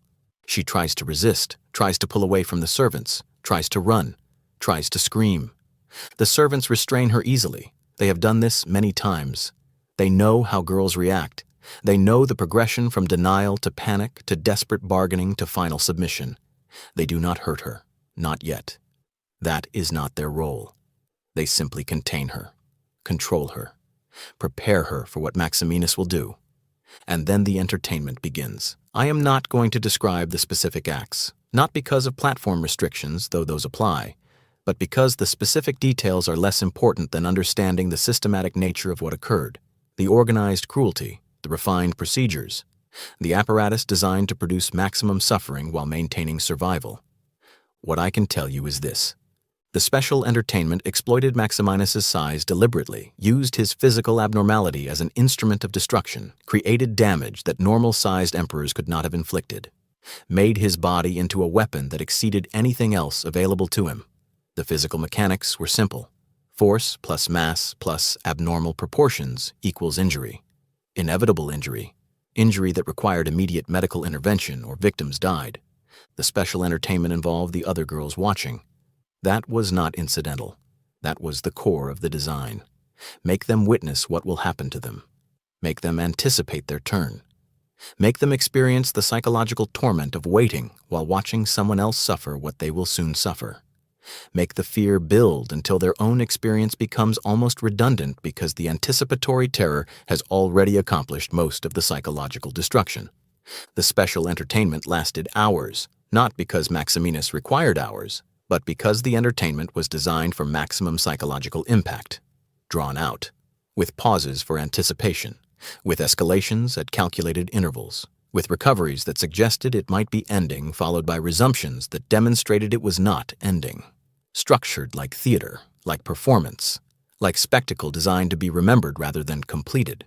The special entertainment required physicians. They intervened multiple times during Lucia's session, stopped bleeding, stabilized injuries, provided enough treatment that she did not die, did not prevent suffering, simply prevented death, maintained the victim as usable resource, enabled the entertainment to continue beyond points where without medical intervention it would have become fatal. The special entertainment produced specific injuries. The sources mention these.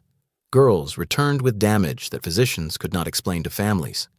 Internal injuries that suggested impossible mechanics. Fractures that required deliberate force to create.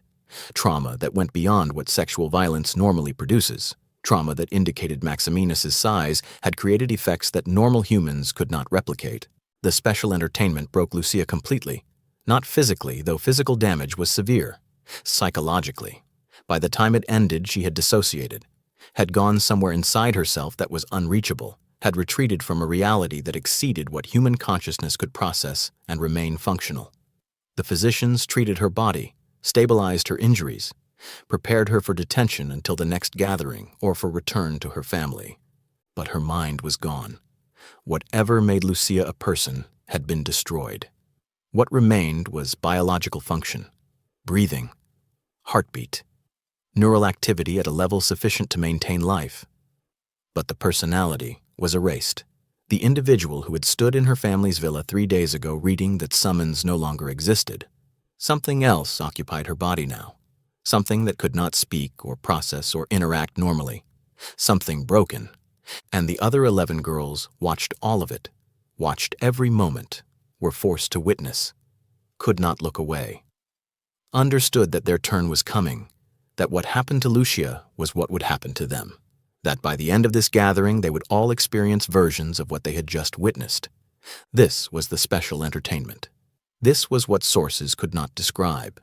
This was why survivors emerged unable to speak about what occurred. This was why families whispered about it in terror. This was why senators learned to be very careful about objecting to imperial policy. You are probably wondering how I know this, how I can describe what sources refuse to document, how I can specify details that ancient historians only reference in euphemisms. The answer is that the sources actually tell us if you know how to read them. They describe the machinery, they mention the physicians, They note the injuries. They reference multiple victims per gathering. They specify that witnesses were required. They detail the aftermath. They record survivor testimony. The information is there. It is simply distributed across multiple texts, written in language designed to avoid explicit description, buried in footnotes that scholars prefer not to examine. But if you compile all the fragments, if you analyze the euphemisms, if you understand what unspeakable violations means in Roman context, if you do the mathematics on what 8 feet tall and 500 pounds means mechanically, if you map the evidence systematically, then the picture becomes clear. Then you understand what happened. Then you know why this history has been buried. Then you comprehend why scholarship prefers to focus on political economy rather than confronting what Maximinus actually did. Now you know what happened to Lucia, what the special entertainment actually was, what she experienced in those hours beyond the door, what the other girls witnessed and then experienced themselves, what survivors carried for the rest of their shortened lives. But this is only part of the story, because Lucia's experience was not unique, because dozens of senatorial daughters attended these gatherings during Maximinus's 3-year reign, because the apparatus operated systematically, because this was not aberrant cruelty, but organized policy. Let me tell you what happened to the other girls, what the pattern reveals, what the machinery of terror actually looked like when functioning at full capacity. The gatherings occurred regularly, not constantly. Maximinus was often on campaign, away from the palace leading his legions on the Rhine or Danube frontiers, but when he returned to the imperial residence, gatherings were scheduled, usually every few weeks, sometimes more frequently if multiple senators had displeased him simultaneously. The pattern was consistent. Invitations went to 12 daughters, always 12. That number was not arbitrary. It was calculated. Enough girls that multiple could be used per gathering, but not so many that processing them all became logistically difficult. Enough that witnessing created maximum psychological impact, but not so many that attention became diffuse. 12 was optimal. Maximinus had refined this through experimentation. The invitations went to daughters of specific senators, men who had objected, who had questioned, who had shown insufficient enthusiasm. The targeting was precise. This was not random persecution. This was calculated punishment. This was demonstrating consequences. This was making examples that everyone would understand. The families could not refuse, could not hide their daughters, could not send substitutes.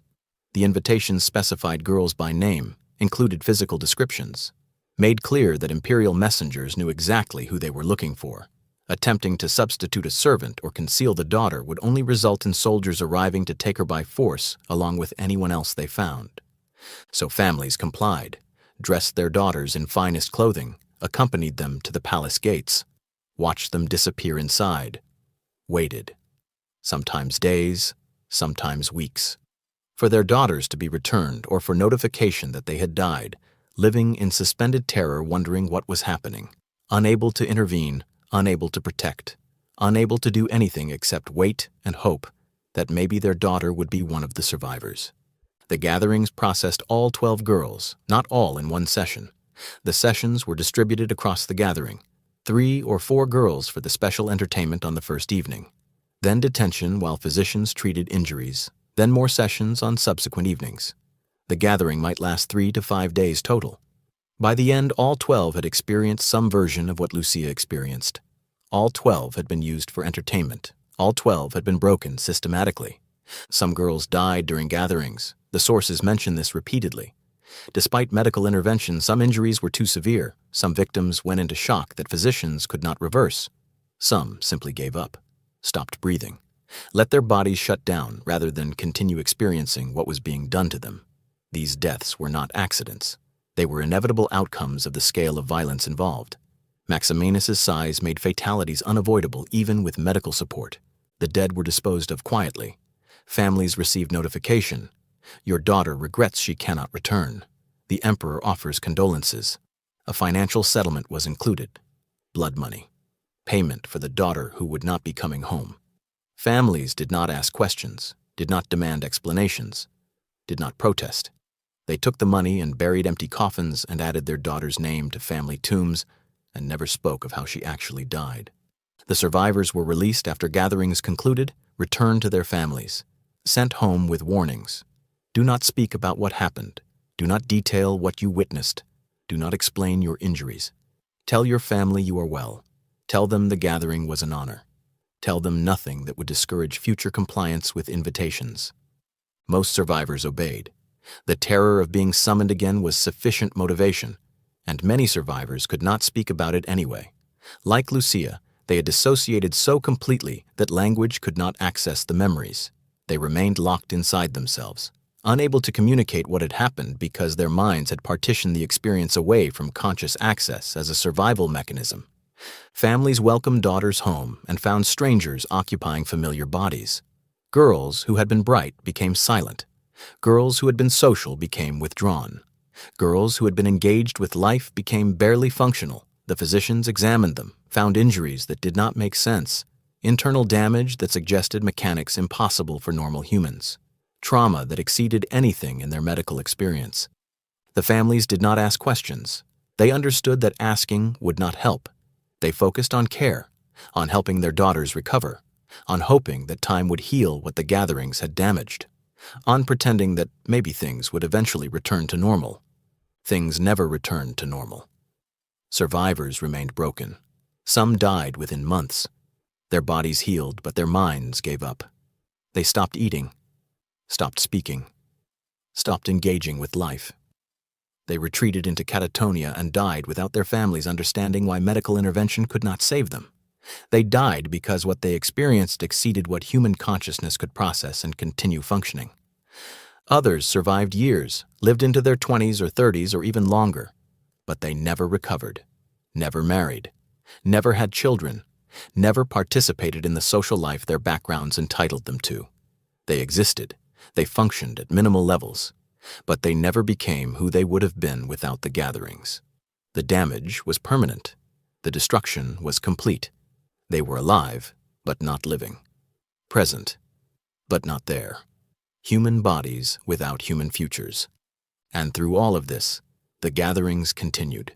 Senators watched daughters attend, watched them return broken or not return at all, watched families destroyed, watched the machinery of terror operate with bureaucratic efficiency. And they learned. They learned to be silent. They learned to comply.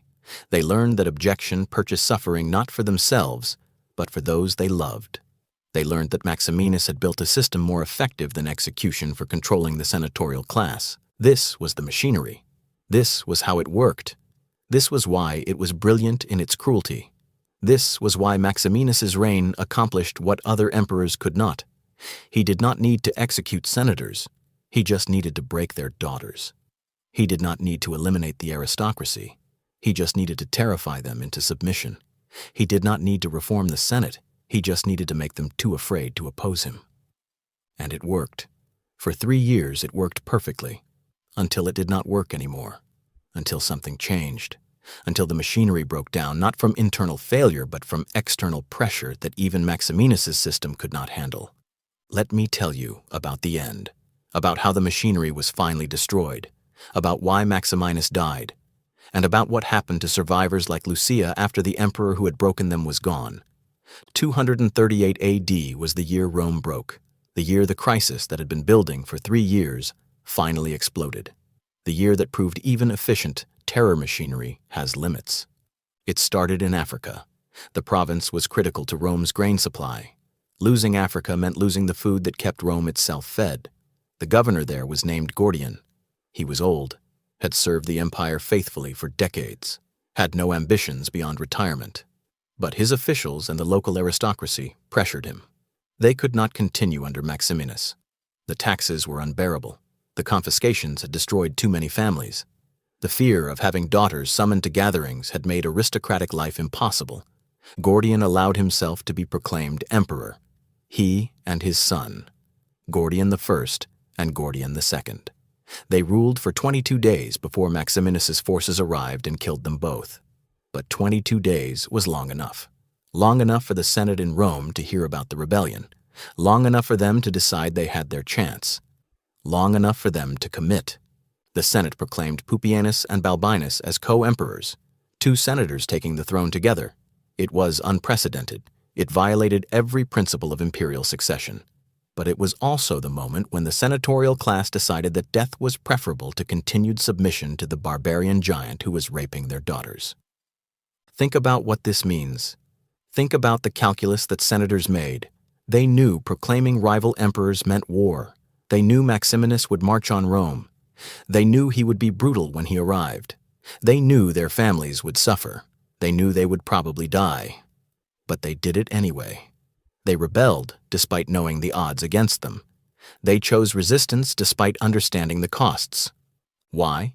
Because the gatherings had pushed them beyond the point where survival mattered more than revenge.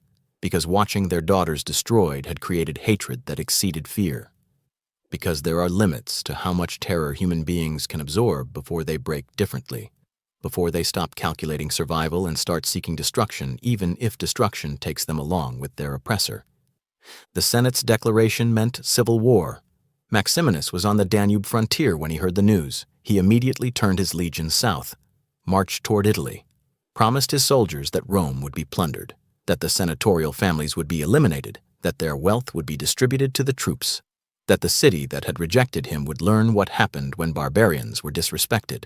But he never reached Rome, because a small city called Aquileia decided to resist, decided to close its gates, decided that surrender meant their daughters would be summoned to gatherings, decided that death in siege was preferable to survival under Maximinus. Aquileia was not prepared for siege, was not a military stronghold, was just a prosperous commercial city that happened to be in Maximinus's path. But its citizens understood what capture meant. They had heard the stories. They knew about the gatherings. They understood that if the city fell, the emperor would establish residence there and their daughters would receive invitations. So they fought. Civilians armed themselves, built barricades, manned walls, prepared to die rather than open the gates. Maximinus besieged them. His army outnumbered the defenders massively. His experience exceeded theirs infinitely. His forces should have taken the city in days, but they did not, because the citizens fought with the desperation of people who understood exactly what they were fighting against, who knew that surrender meant worse than death, who chose to die fighting rather than live under the giant's rule. The siege lasted months. Maximinus's army began to starve. Supply lines from the north were long and vulnerable. The region around Aquileia had been stripped of food. The soldiers were hungry. They were angry. They were beginning to question why they were besieging this city, why they were not being allowed to simply bypass it and march on Rome where the real prizes waited. And inside the camp, Maximinus continued his appetites, continued consuming his 40 pounds of meat per day while his soldiers starved, continued drinking his 7 gallons of wine while they went thirsty, continued maintaining his routines while they suffered. The contrast became unbearable. The giant emperor who seemed invincible began to seem selfish, began to seem like he cared more about his own comfort than their survival. In April of 238, a group of officers decided they had had enough. They gathered outside Maximinus's tent during the afternoon. They discussed what had to be done. Then they entered. Maximinus and his son Maximus were both inside. Both were killed quickly, stabbed repeatedly. The officers who killed them mounted their heads on poles, carried them through the camp, showed the army that the giant was dead, that the reign of terror was over, that they could now negotiate with the Senate rather than attacking Rome. The soldiers who had followed Maximinus for 3 years did not mourn. They cheered. They celebrated. They understood that his death meant survival, that marching on Rome under the giant would have ended badly, that the Senate's forces might have been defeated, but the cost would have been enormous, that killing their emperor gave them negotiating position, that they could offer the heads as peace gestures and receive pardons rather than facing punishment for 3 years of complicity in his crimes. This is what finally broke the machinery. Not internal resistance, not senatorial opposition, not moral awakening. Simple practical calculation by soldiers who decided their emperor was leading them toward destruction and that survival required his elimination. Maximinus was approximately 65 years old when he died. He had ruled for 3 years and 2 months. In that time, he had held dozens of gatherings, had processed over 100 senatorial daughters, had broken the Roman aristocracy more thoroughly than any previous emperor, had established a system of terror that worked perfectly until external pressure exceeded its capacity to maintain control. His death ended the gatherings, ended the summonses, ended the machinery of terror. But it did not end the suffering, because survivors like Lucia carried their damage long after the emperor who inflicted it was dead. Let me tell you about the aftermath, about what happened to survivors, about how families dealt with daughters who had been broken, about why the damage continued for decades after Maximinus's death. When Maximinus died, the apparatus dissolved. The palace outside Rome was seized by agents of the new emperors. The servants who had organized the gathering scattered or were killed to prevent them from testifying. The physicians who had treated injuries disappeared to avoid prosecution. The guards who had witnessed returned to their frontier posts and never spoke of what they had seen.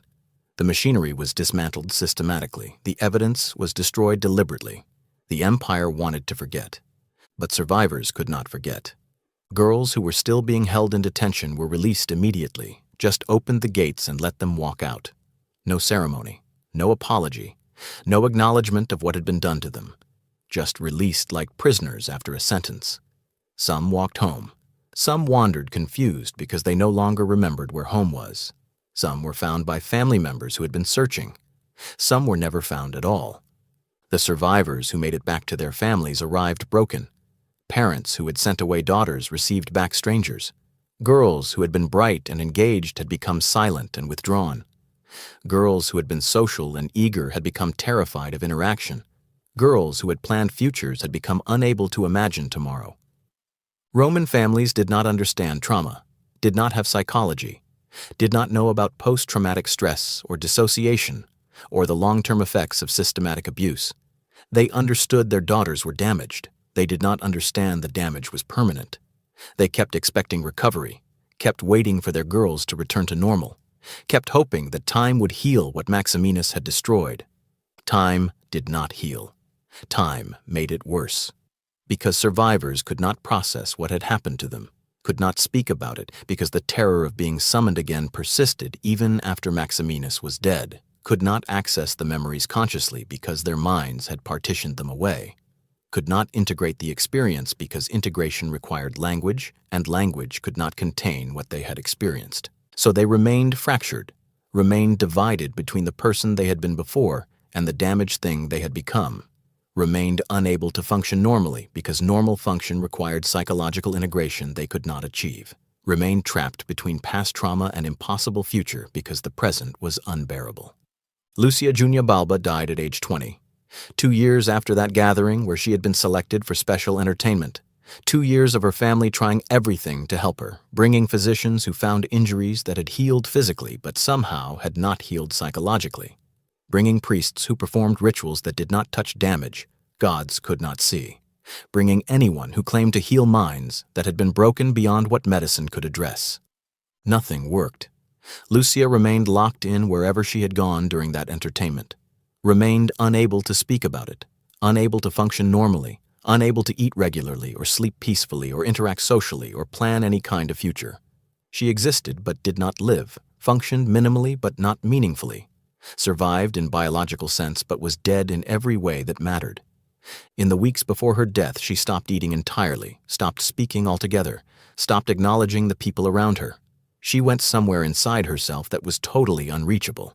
Her body continued functioning, but her mind had surrendered, had decided that existence was no longer tolerable, had chosen the only escape available to someone trapped in memories that could neither be processed nor forgotten. She died quietly. Her heart simply stopped. The physician said it was natural causes, but her family understood. She had died because living was impossible, because carrying what Maximinus had done to her required strength she no longer possessed, because 2 years was as long as she could survive after that gathering, because what had happened to her in those hours of special entertainment continued killing her every day, until finally it succeeded. Lucia was one case among many. The senatorial families of Rome buried numerous daughters in the years following Maximinus's death, girls who had attended gatherings, girls who had been selected for special entertainment, girls who had survived the palace but could not survive its aftermath. The tombstones do not explain. The inscriptions say only that these young women died too soon, that their families mourned them, that they were loved. But the families knew, and Rome knew, and the knowledge changed things.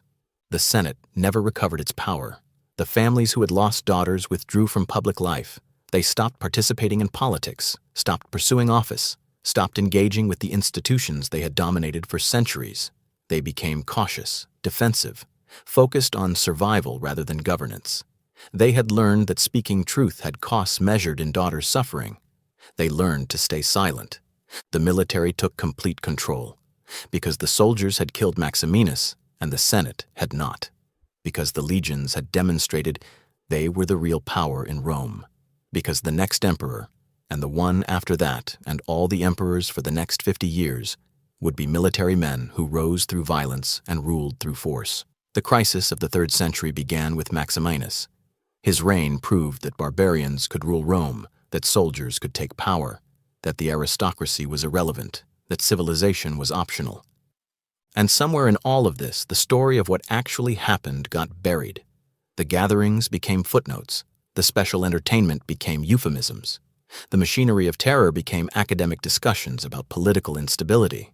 The systematic abuse became passive voice constructions about victims whose agency had already been stolen, having their stories stolen again by scholarship that could not confront what it was describing. Until now.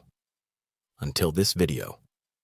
Until you watched all the way through and learned what really happened, what Maximinus actually did, what Lucia actually experienced, what the special entertainment actually was, why survivors could not speak, why families could not help, why Rome tried to forget. Now you know.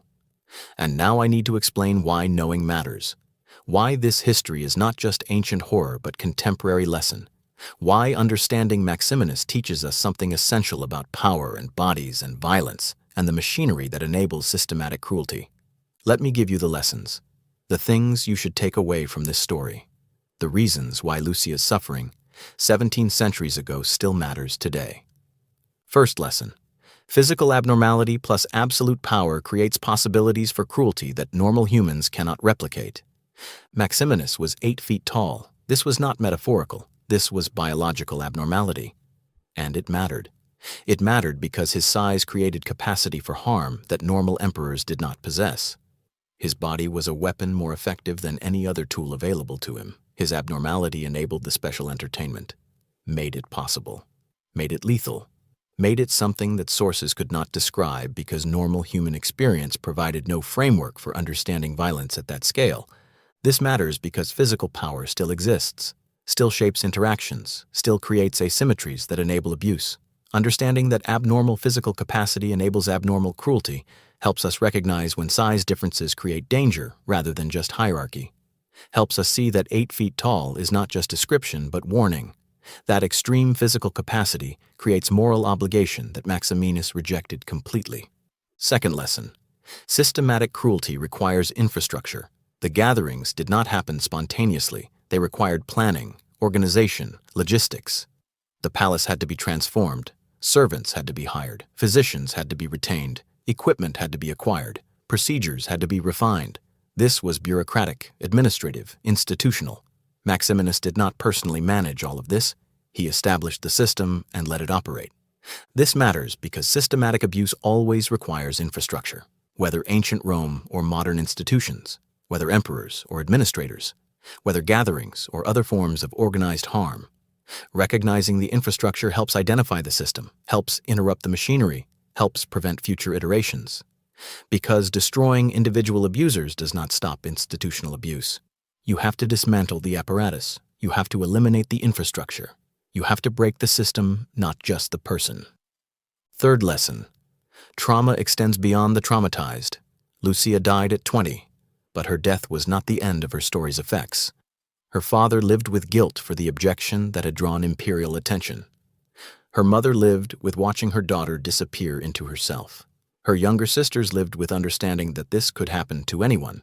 Her family's servants lived with witnessing suffering they could not prevent. Her father's friends lived with knowing they might be next. Her class lived with terror that reshaped Roman aristocratic life for generations. This matters because trauma never affects only direct victims. It radiates outward through families, communities, societies. It changes everyone who witnesses or learns about or lives in proximity to systematic abuse. Understanding this helps us see that counting direct victims underestimates harm. That secondary trauma is real trauma. That systems of cruelty damage entire populations even when only some experience direct violence. Fourth lesson. Academic language can hide what it describes. The scholars who study Maximinus discuss his significance as first barbarian emperor, his military campaigns, his fiscal policies, his role in the crisis of the 3rd century. They mention the persecutions briefly. Note that he was cruel, reference the sources that describe gatherings. Then move to safer topics. This is not dishonesty, but it is distortion, because it treats systematic sexual abuse as political footnote rather than central feature of his reign. It sanitizes through distance. It protects readers from confronting what sources actually describe. This matters because academic language still does this, still creates distance from horror through passive voice and euphemism and clinical terminology, still protects scholarship from fully engaging with systematic abuse because full engagement is uncomfortable. Recognizing this helps us read between lines, helps us understand what unspeakable violations means, helps us translate academic distance back into human reality. Fifth lesson. Monsters are made, not born. Maximinus was not evil from birth. He was enormous. He was poor. He lived in a culture that valued strength above everything. He learned that violence worked. He spent 30 years in a military that rewarded brutality. He absorbed lessons about power and bodies and consumption. He rose to position where his appetites could be pursued without limits. Then he pursued them. This matters because it means systematic cruelty is environmental, is created by cultures and institutions and reward structures, is not genetic or inevitable or limited to people who are somehow fundamentally different. Any of us in Maximinus's circumstances, with his body and his experiences and his opportunities, might have done similar things. Understanding this is not excuse, is recognition that preventing future Maximinuses requires changing the systems that create them, not just punishing individuals after they emerge. These are the lessons. These are why Lucia's story matters. These are why remembering the gatherings is not just historical curiosity, but moral necessity. Because the machinery that enabled Maximinus still exists. The infrastructure of systematic abuse still operates. The academic distance that buries uncomfortable truth still functions. The environmental factors that create monsters still shape people. And because daughters like Lucia still suffer. Not from Roman emperors, but from systems and infrastructures and machineries that we allow to persist because confronting them is difficult, because dismantling them is expensive, because remembering victims is uncomfortable. Let me tell you about those victims. Let me give them names. Let me make them visible, because they deserve better than footnotes and euphemisms and academic distance, because they deserve to be remembered as people who suffered real suffering, because 17 centuries later, the least we can do is speak their names. For Lucia Junia Balba, who was 18 when the summons arrived, who wore her finest silks and her father's gold jewelry to a gathering that destroyed her, who was selected for special entertainment because her father spoke truth in the Senate, who survived 2 years after that night before her mind finally surrendered, who died at 20 having never recovered speech or function or any semblance of the person she had been, who left behind a father consumed by guilt, who left behind a mother who never stopped crying, who left behind sisters who learned to be silent, who left behind a name preserved only by legal accident 17 centuries later, who deserves to be remembered, who deserves to have her suffering acknowledged, who deserves better than we gave her. For Cornelia Amelia, who attended the same gathering, who witnessed what happened to Lucia and knew her turn was coming, who survived the entertainment but returned with injuries physicians could not explain, who lived into adulthood but never married or participated in social life, who died at 32 in a provincial villa far from Rome where no one knew her story, who carried her damage quietly for 14 years before her body finally failed, who deserves to be named and remembered and acknowledged. For Valeria Messalina, who was never returned at all, who died during a gathering, who experienced special entertainment that her body could not survive despite medical intervention, whose family received notification and financial settlement and no explanation, who was buried in a tomb that says only she died young, who deserves more than a marker with wrong cause of death, who deserves truth about how she died and who killed her and why Rome let it happen.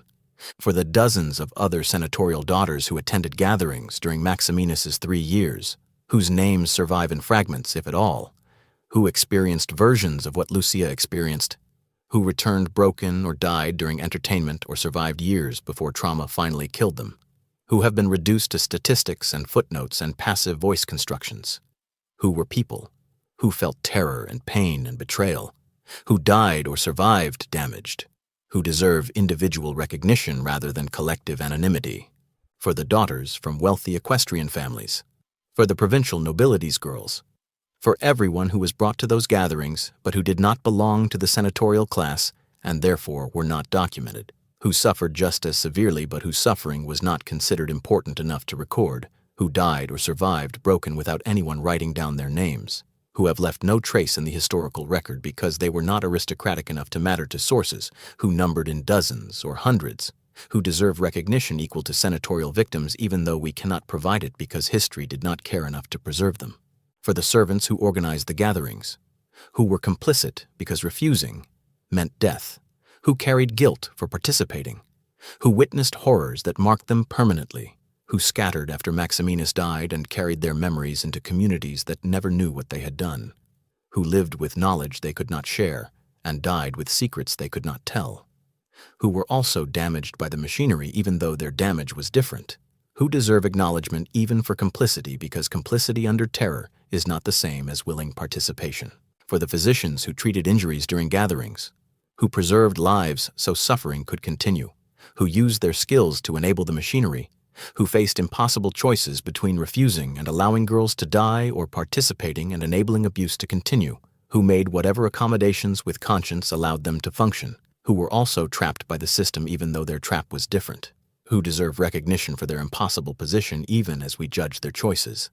For the families who welcomed broken daughters home, who tried everything to help, who brought physicians and priests and anyone who claimed ability to heal damaged minds, who watched their daughters fail to recover, who buried girls who had survived gathering but could not survive aftermath, who lived decades with guilt and grief and understanding that they had failed at the most basic parental duty, who were also victims even though their victimization was indirect, who deserve acknowledgement for suffering we cannot quantify, for everyone who lived through those 3 years, who knew what was happening, who heard the stories, who lived in terror of receiving summons, who watched the machinery operate and could not stop it, who were shaped by knowing that this could happen, that emperors could do this, that Rome could permit it, who lost faith in institutions and gods and the possibility that civilization meant anything other than organized violence with better architecture.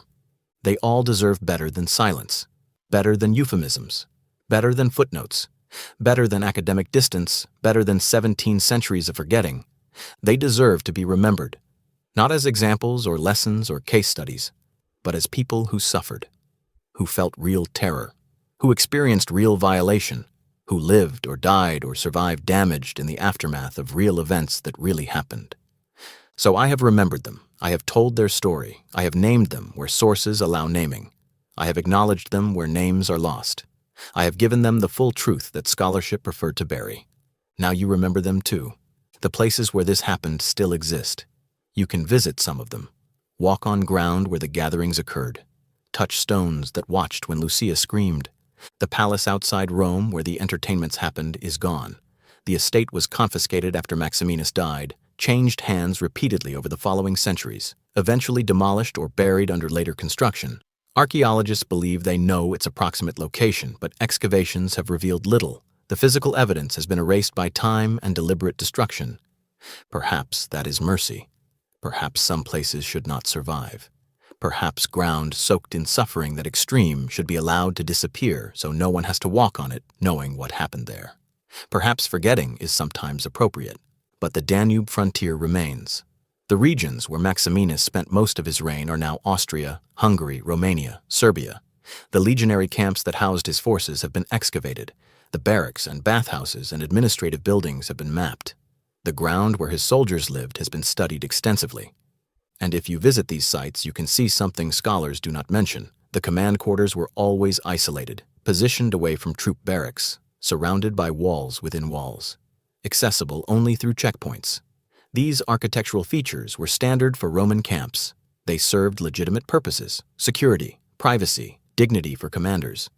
But they also created spaces where things could happen without general visibility, where screams might not carry, where witnesses could be controlled, where systematic abuse could operate without ordinary soldiers necessarily knowing details, where emperors could hold gatherings and maintain deniability about what those gatherings involved. The architecture enabled the machinery, the design facilitated the system. The structures that still exist in archaeological sites across the Danube frontier are not just military installations. They are infrastructure of terror. They are the physical apparatus that made the gatherings possible. Aquileia still exists, the city that refused to open its gates, that chose siege over surrender, that fought to death rather than submit to Maximinus. You can walk its streets today, can see remnants of the walls that held against the giants' legions, can visit the basilica built on ground where citizens fought, knowing their daughters would attend gatherings if they lost. There is a memorial in Aquileia. It commemorates the siege, describes how the city resisted the emperor, notes that civilians fought alongside soldiers, mentions that women and children helped defend the walls. It is standard heroic narrative, brave resistance against tyranny, ordinary people standing up to military power. What the memorial does not mention is why they fought so desperately, what they were fighting against, what surrender would have meant for their daughters, what the gatherings were, what the special entertainment involved. The memorial sanitizes, makes the resistance about political freedom rather than existential terror, makes it comfortable, makes it suitable for tourists who want heroic history, not uncomfortable truth. But if you stand there knowing what you now know, the memorial means something different. The resistance was not just political, it was protective. Those civilians fought knowing what happened at gatherings, knowing what Maximinus did to senatorial daughters, understanding that if the city fell, their own daughters would be next. They chose death because they had learned from Rome's aristocracy that some things were worse than dying. This is what remains: stones and walls and memorials that tell comfortable lies, ground that knows truth but cannot speak it, places where suffering happened but evidence has been erased, ruins that tourists photograph without understanding what occurred there. And perhaps that is appropriate. Perhaps we should not make these places into destinations. Perhaps we should not encourage pilgrimage to sites where girls like Lucia were destroyed. Perhaps the appropriate response to ground soaked in that kind of suffering is to let it rest, to acknowledge what happened without making it spectacle, to remember without memorializing, to know without displaying. Perhaps the memorial Lucia deserves is not physical, is not marble or bronze, is this video, is your knowledge, is the fact that 17 centuries later someone told her full story. Someone refused to use euphemisms. Someone named her and explained what happened to her and why it matters. Perhaps remembering is the memorial. Perhaps knowing is the monument. Perhaps telling truth is how we honor dead who suffered systematic abuse. Perhaps that is enough. If you have watched this video to the end, you now know what happened to Lucia Junia Balba, what the special entertainment actually was, what she experienced during those hours beyond the door, what Maximinus did, what his physical abnormality enabled, what the machinery of terror actually looked like, what survivors carried, why families could not help, why Rome tried to forget. You know something that scholarship has buried for 17 centuries, something that historians mention only in euphemisms, something that textbooks reduce to footnotes, something that made me spend months researching before I felt confident enough to tell it. You know because Lucia deserves to be known, because her suffering should not be forgotten just because remembering is uncomfortable, because systematic abuse flourishes in silence and dies in exposure, because the machinery that destroyed her still operates in different forms, because understanding how infrastructure enables cruelty helps us recognize and dismantle similar systems today. You know because knowing matters, because history is not just about what happened, but about why it happened and how it happened and what it teaches us. Because Rome was the greatest empire in Western history and Rome permitted this. Because civilization is not protection against systematic cruelty. Because monsters are not aberrations but products of systems that we build and maintain and allow to persist. You know, because daughters still suffer, not from Roman emperors, but from systems and infrastructures and machineries that we allow to operate because dismantling them is difficult. Because the lessons from Maximinus are not ancient but contemporary. Because absolute power still corrupts, because physical abnormality still creates danger, because infrastructure still enables abuse, because trauma still radiates, because academic language still sanitizes, because monsters are still made by environments we create. Subscribe to this channel if you want more historical truth without euphemisms. Like this video if you think Lucia's story needed to be told completely. Comment below with your thoughts, because I need to know whether telling uncomfortable truth serves a purpose or just inflicts more suffering by forcing people to confront darkness they would prefer not to know exists. Share this video if you think others should know what really happened, but be careful who you share it with. This is not casual content. This is not entertainment in normal sense. This is historical truth that exceeds what most people are prepared to confront. This is scholarship without protective distance. This is what happens when someone refuses to use passive voice and euphemism and academic language to create safety from horror. This is what Maximinus Thrax actually did. This is what the gatherings actually were. This is what the special entertainment actually involved. This is what happened to daughters of senators who objected to barbarian rule. This is what Rome tried to forget. This is what I have remembered. This is what you now know. And knowing is not enough. Knowing is just the beginning. What matters is what you do with knowledge, whether you let it change how you see power and bodies and violence and systems, whether you use it to recognize similar patterns in contemporary contexts, whether understanding Lucia's suffering helps you prevent or interrupt or expose systematic abuse that operates today under different names in different institutions with different victims but the same fundamental machinery. That is why I told you this story. That is why I spent 50 minutes taking you through every detail. That is why I refuse to sanitize or distance or protect you from uncomfortable truth, because Lucia died so you could be comfortable, because her suffering purchased your safety, because 17 centuries later, the least we can do is acknowledge what she experienced fully and use that knowledge to build a world where daughters do not suffer for their father's courage. Remember her. Remember all of them. Remember what happens when physical abnormality meets absolute power, meets appetites without limits, meets infrastructure that enables systematic cruelty. Remember so it does not happen again. Remember so we recognize it if it starts happening. Remember so we interrupt the machinery before it processes another generation of victims. Remember Lucia Junia Balba, age 18, daughter of Senator Marcus Junius Balbus, summoned to a gathering 3 days after her father spoke truth in the Senate, selected for special entertainment, broken completely, died at age 20, remembered now, finally, truly, fully. She deserved better than she got, better than Rome gave her, better than history remembered her, better than the world treated her. She deserved to live, to marry, to have children, to grow old, to die peacefully surrounded by family who loved her. She got none of that. She got Maximinus instead. She got the gatherings. She got the special entertainment. She got 2 years of broken existence before trauma finally killed her. She got buried with wrong cause of death.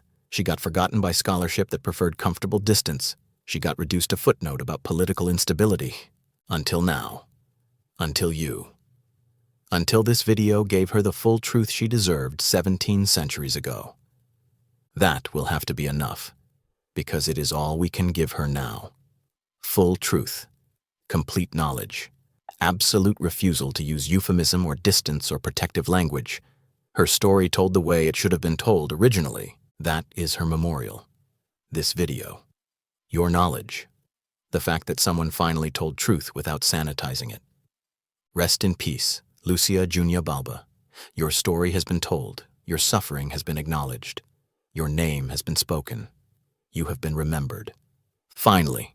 Completely. Honestly. Let me explain something crucial about how human minds respond to overwhelming trauma, because understanding this helps explain why survivors like Lucia could not recover, why families' attempts to help failed, why the damage was permanent despite best efforts. When humans experience trauma that exceeds their capacity to process, the mind employs defense mechanisms. Dissociation is primary among these. The mind essentially separates the traumatic experience from conscious awareness, creates a partition, locks the memory away where it cannot be accessed deliberately. This happens automatically. This is not choice, but survival reflex. This is how consciousness protects itself from experiences that would destroy it if fully integrated. For mild trauma, this mechanism helps. It allows the person to function while the mind slowly processes what happened. Eventually, the memory can be accessed, can be integrated, can be understood and accommodated within the person's ongoing narrative. The dissociation is temporary, recovery is possible. But for extreme trauma, dissociation becomes permanent. The experience is so overwhelming that the mind never develops capacity to integrate it. The partition becomes permanent wall. The memory remains locked away. But locked away does not mean gone. The traumatic experience continues affecting the person, continues shaping responses, continues generating symptoms. But the person cannot access why, cannot explain their own reactions, cannot connect their current dysfunction to past trauma because the connection has been severed by dissociation. This is what happened to the survivors. They dissociated during the gatherings as survival mechanism. Their minds partitioned the experiences away. But those experiences were so extreme that integration never became possible. The dissociation became permanent state. The survivors could not remember clearly what happened, could not describe their experiences, could not explain why they felt what they felt or did what they did. They were trapped by their own mind's attempts to protect them. The symptoms manifested without explanation. A survivor might panic when entering enclosed spaces. She does not remember why, does not consciously connect enclosed spaces to the private chambers. But her body remembers.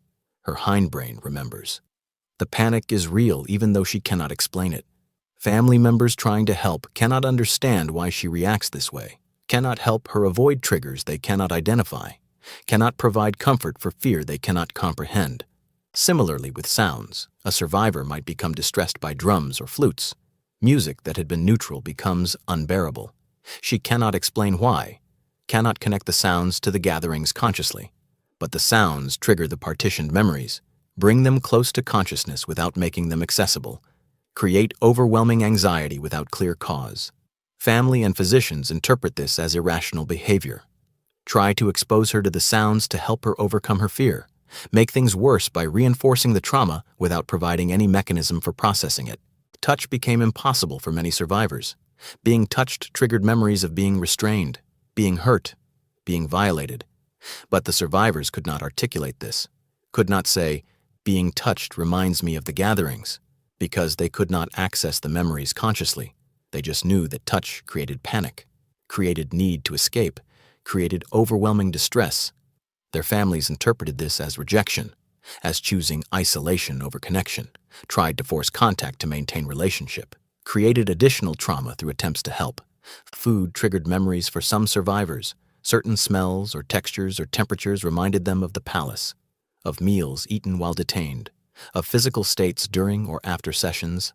But they could not identify these connections, could only experience the nausea or refusal or panic that certain foods generated. Families worried about malnutrition, tried to force eating, created power struggles that reinforced the survivor's sense of having no control, made things worse through attempts to help. Sleep became impossible, not just difficult, impossible, because sleep meant dreams. Dreams meant the partitioned memories becoming accessible, becoming vivid, becoming real again. Survivors would wake screaming, would spend hours in panic states, would refuse to sleep again because the dreams were unbearable. Families tried sedatives, tried enforced rest, tried everything to help their daughters sleep. Nothing worked because the problem was not physical, was psychological, was trauma manifesting through dreams because consciousness during waking hours was maintaining dissociative barriers that sleep dissolved. All of these symptoms made sense given what the survivors had experienced, but without ability to access the traumatic memories, without ability to connect symptoms to causes, without therapeutic frameworks for processing trauma, the symptoms appeared irrational, appeared like choices rather than compulsions, appeared like the survivors were refusing to recover rather than being unable to recover. This is why families' help failed. They were treating symptoms without understanding causes. They were trying to fix behaviors without addressing the trauma that generated them. They were attempting to force recovery through willpower and discipline when what was needed was therapeutic intervention that Rome did not possess. They were doing their best with tools that were inadequate for the task. Their daughters needed treatment that would not exist for 17 centuries. They lived in the wrong time for healing that might have saved them. Understanding these mechanisms helps us see why Lucia and the others could not recover, why medical treatment failed, why religious intervention failed, why time did not heal, why family support was not sufficient. The trauma they experienced exceeded the treatment capacity of their civilization. They needed psychology, needed therapy, needed frameworks for understanding and processing systematic abuse. Rome had none of these. Rome could only watch them suffer and document their decline and bury them when they died and wonder what had gone wrong. This is what Maximinus did. Not just physical damage, psychological damage that exceeded repair, systematic destruction that continued long after the gatherings ended, long after he was dead, long after the machinery was dismantled. The survivors carried his cruelty forward, carried it in symptoms they could not explain, in reactions they could not control, in suffering that persisted until eventually it killed them. This is why the gatherings matter, why understanding them is important, why telling this story fully serves a purpose.